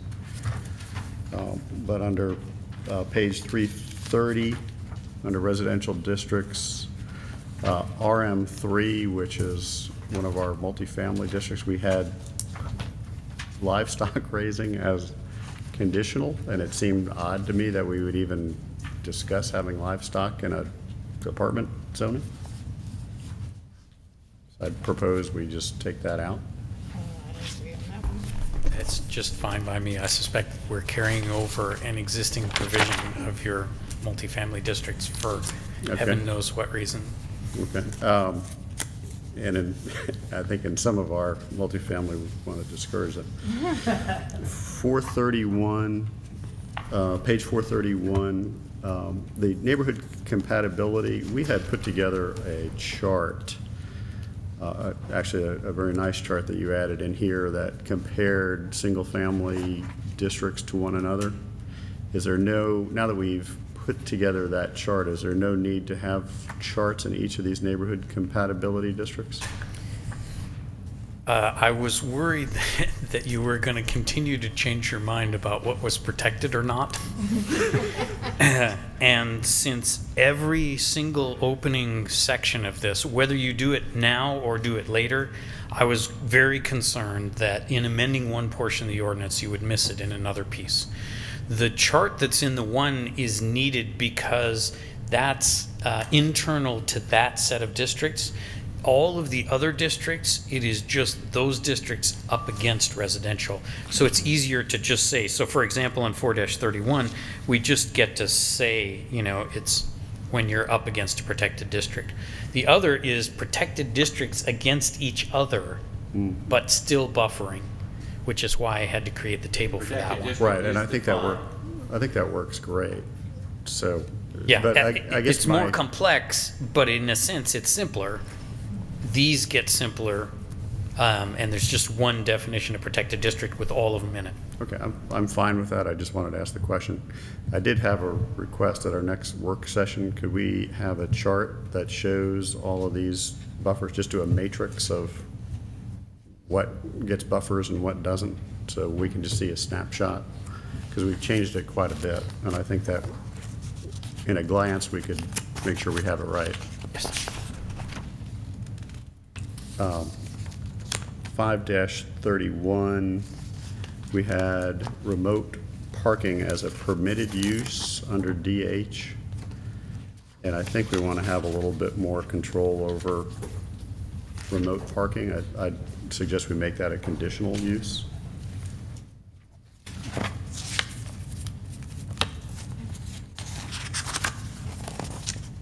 I promise I'm almost done. No, I see a lot of stickers there. No, a lot of them we've already addressed.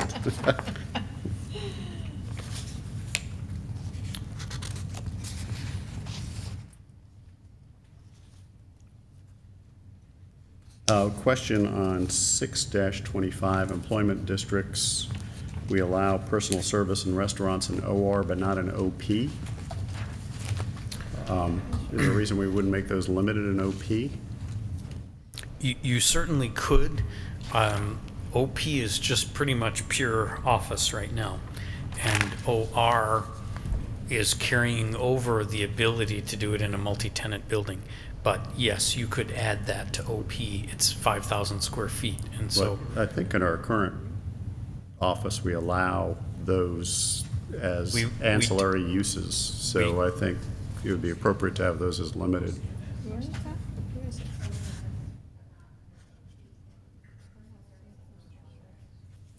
it? Under OP. Page Personal service 625. and restaurants, so if you wanted to have a shoe shine and a deli in Make it an limited. office park. Eliminate in both categories. Yeah. You want that? And then on the next page, You want to check that with conditional? Or personal services? conditional or limited, either one. I just thought, Restaurants? rather than limited including. is pretty functional. It's 5,000 square feet. It's inside a multi-tenant building. I mean, it's fairly constrained. So if you're already in a commercial district like an office limited park, makes the most sense. What was the other one? Personal service and restaurants. It was personal. And then on the next page, under employment districts, we also had conditional use livestock raising in all 4 of our employment districts, which I think we want to discourage. Conditional. It's conditional, I realize. And poultry raising as well. You want Maybe those? we can't do it anymore. Probably not appropriate in those districts. You want those all struck through.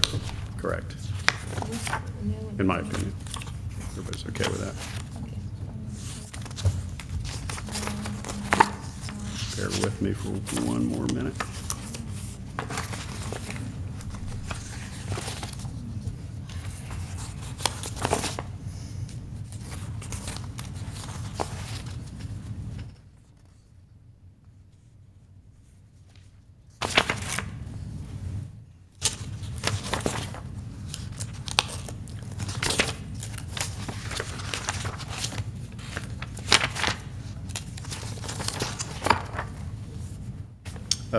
Last item, I didn't see in here where we discussed the requirement for pedestrian lighting in residential streets. And it's not in our current ordinance, but it has been problematic. And I guess that may be a bigger issue. Do we want to require pedestrian lighting? This expressly doesn't get into any flavor of street lighting, so all the lighting in the public right-of-way is not really covered here. It could be. Normally, we would reference a technical manual, and perhaps it's missing from your technical manuals today. But yeah, I mean, it's an important topic. The lighting in here is only on private property. Okay, so if should you it did be a somewhere path else? on private property, you would have to light it.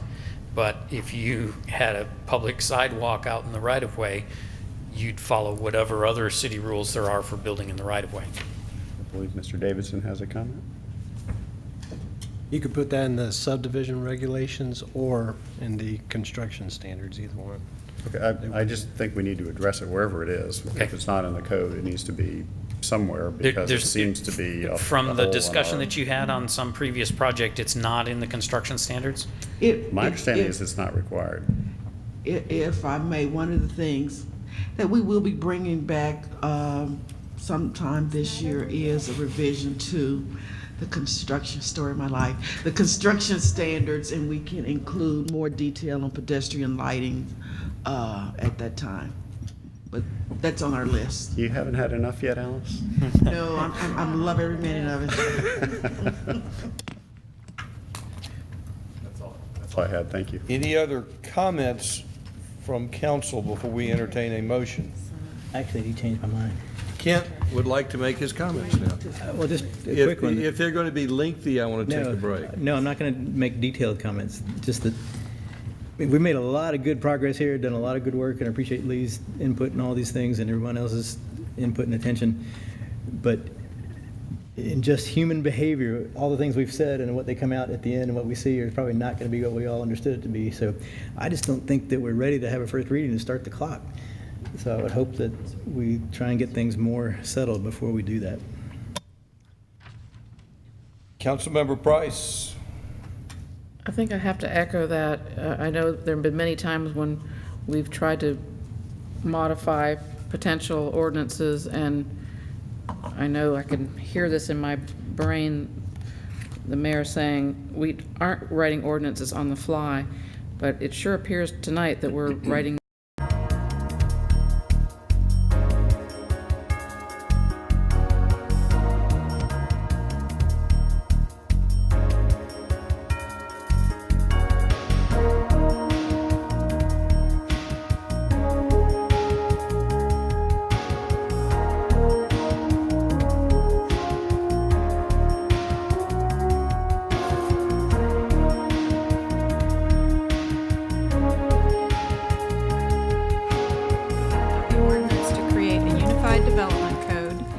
defer the official zoning map until January 27th for the city of Roswell as read with the following amendments.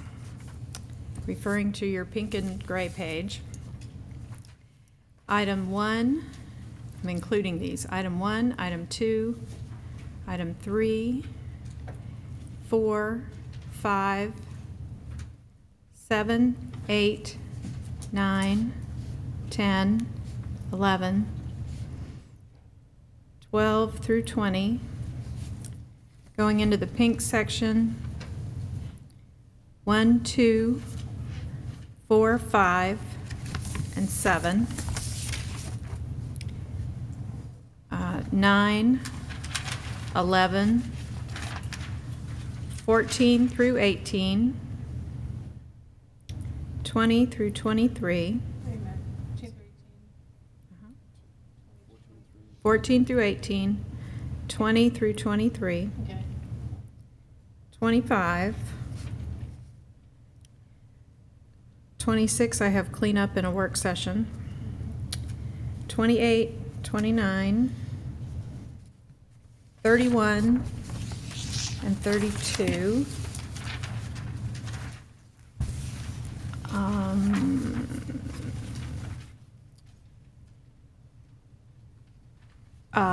And I don't have numbers for these.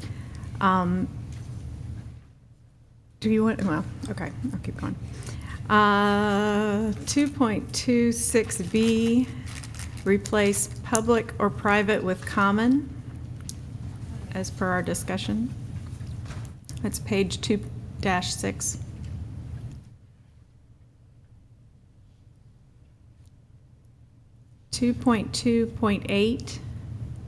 B5.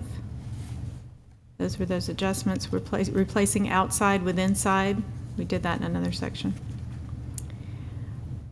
In section 10.3.24, C4, neon signs, clarify that they are indirect. I'm sorry, I'm in trouble. They are only an indirect screen. What's the term? I'm sorry, I'm having trouble forming a thought. Okay. 3.2.8.2G, we eliminate the 0. Section 14, we're going to reference all building type definitions. Page 330, we're going to remove livestock from RM3 use. 4.4.1, the neighborhood compatibility chart. I think we left that actually, didn't we? We left that. Scrap that. Page 5.31, make remote parking conditional in DH.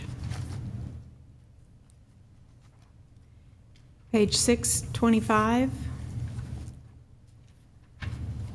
in OP, we add personal service and restaurants. Page 626. Limited use, yes, I'm sorry. Page 6.26, no livestock or poultry raising. And pedestrian lighting, we're going to address that separately. And we're going to chart all the buffers for a work session. And then I have all heights set at existing limit.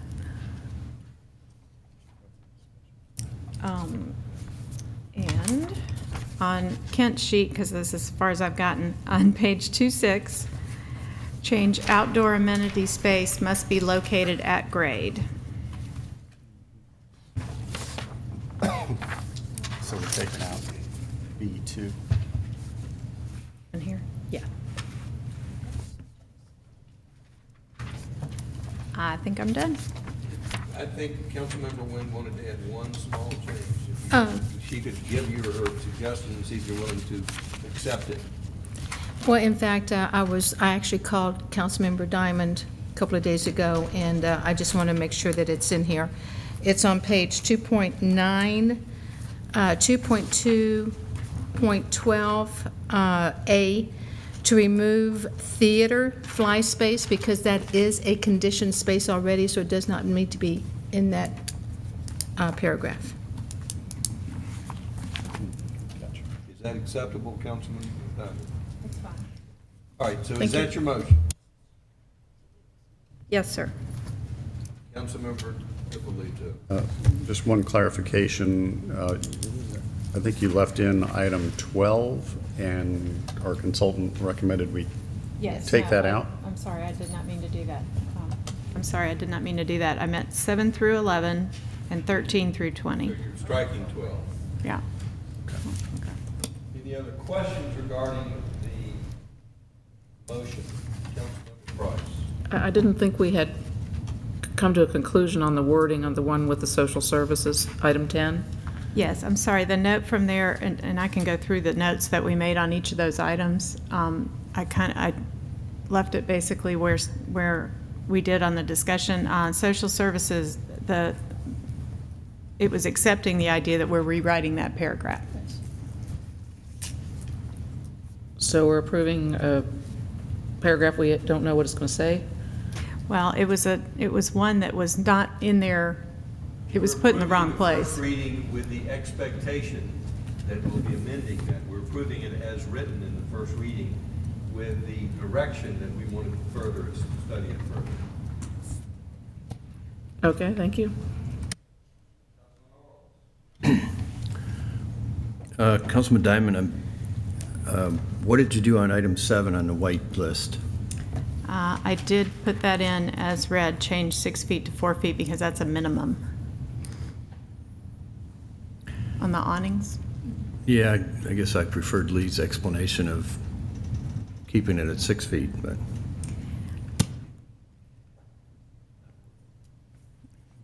All right, we have a motion. We have a second. Second. Second by Councilmember Wynn.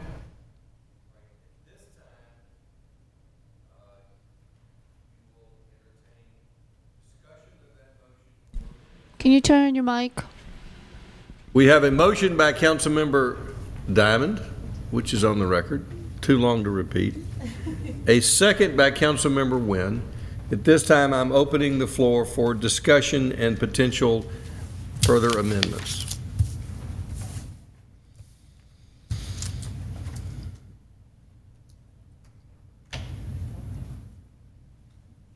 Do I hear any discussion or amendments? All right, all in favor of the motion, raise their hands. That's Diamond, DiPolito, and Wynn. The motion is to And accept Orleans. No, the motion was, there was a motion to approve the draft with the listed changes.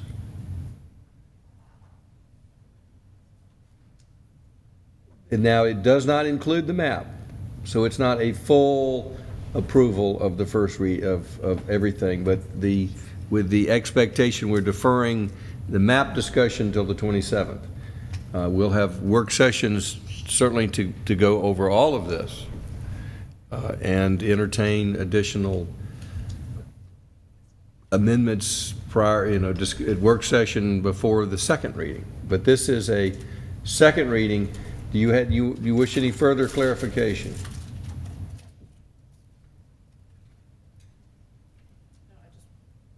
I would just like to be assured that my 20 items I can bring up at some point. Your 20 items you can bring up on the 27th. You can bring them at the next work session. Okay, thank you. So we had, let me count it again. All in favor of the motion. That is Diamond, DiPolito, Wynn, and Orleans. All opposed. Price and Eigelhart. The first reading of the text excluding the map is approved. The map will be voted on the 27th. And we will get back to council with available dates for work sessions. And I encourage council, and I presume we're going to take all of these changes and incorporate it in a new draft. There's been direction for further things to study, and hopefully we can have those study done by the next work session. I want to thank all of the council for their patience and their diligence in working through this. And I am confident that everyone will have an opportunity to be heard, and all ideas will be considered well before the second reading, provided you bring it to us at the work sessions and at the meeting. If you wait until, if last minute things will still be discussed at last minutes, but I encourage you to bring these items forward as soon as you can.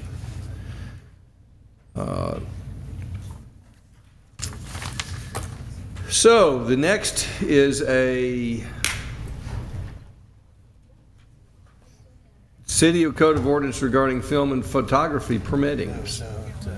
Code. Unified.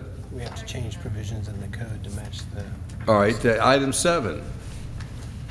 First reading of that ordinance.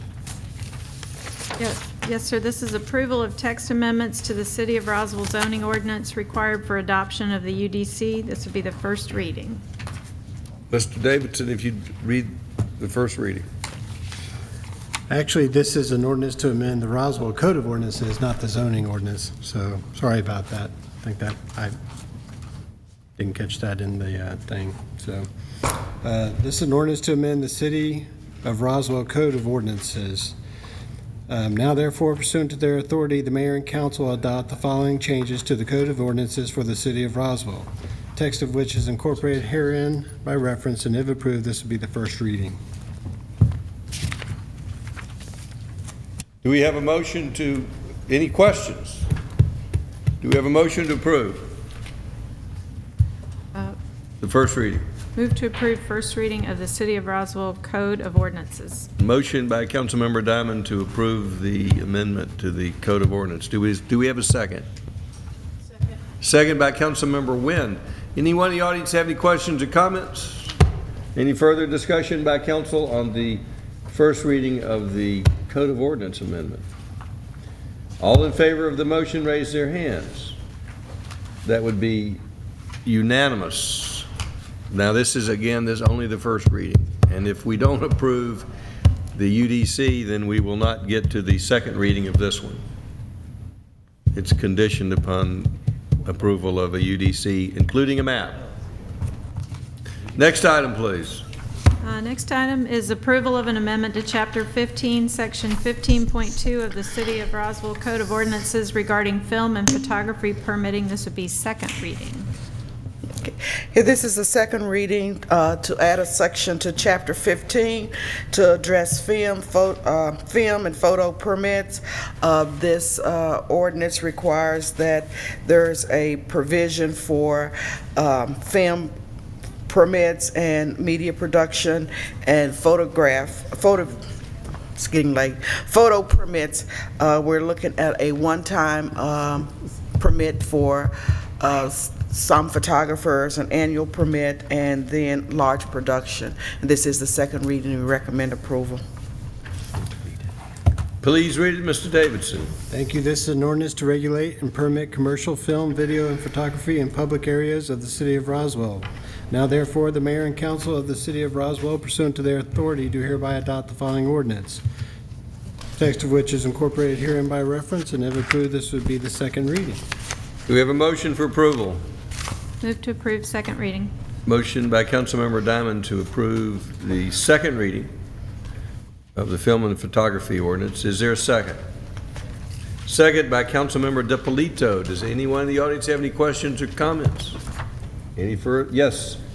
Further discussion by council? Councilmember Price. Yes, I see under financial impact that we had budgeted $15,000 for revenues related to this. Does anybody have any idea what we have brought in thus far this year? I can't say specifically, but I can get that information for you and send it to you. Appreciate that. Thank you. Okay. Any further discussion? All in favor of the motion, raise their hands. Passes unanimously. Next item is approval of a resolution to establish fees related to applications for film and photography permits. And this is, I think, just that. Okay. This is a resolution amending the fee schedule to add the fee for film and photo permits. We're asking for $50 for film and photo permits for one time, $100 for those photographers that want to have an annual permit. What a deal. And $250 for media production and film. Any questions? Do we have a motion? I have a motion, but I don't want everybody to run as soon as this is over. I do have a little comment to make at the end. No, we still have to vote on the Mayor Pro Tem. Oh, okay. Move to approve. Motion by Councilmember Diamond. Is there a second? Second by Councilmember DiPolito for approval. Anyone in the audience have any questions or comments? Any further discussion by council? All in favor of the motion, raise their hands. Passes unanimously. City Attorney's report. Thank you, Mayor. Section 3.100 of the city charter requires at the first meeting in January to elect a new mayor pro tem, and the mayor pro tem assumes the duties and powers of the mayor during the mayor's disability or absence. Do we have a nomination for Mayor Pro Tem? Yes, Mr. Mayor, I nominate Councilmember Nancy Diamond. Nomination of Nancy Diamond by Councilmember Nguyen. Is there a second to that nomination? Second. Second by Councilmember DiPolito and Orleans. Are there any other nominations for that position? All in favor of Nancy Diamond for Mayor Pro Tem, raise their hands. Passes unanimously. With Nancy Diamond, is she abstaining? She might not want it. Did you vote for yourself when you ran for office? But you can't abstain. It's not tacky, it's just, if you won't vote for yourself, who will? But the record will reflect that Councilmember Diamond abstained, and it was passed 5 with 1 abstention. We are adjourned. Oh, Just want, I don't want to eliminate the idea that I want to thank everybody that's involved, and I will do that in a more productive way when there's people actually still here on the second reading.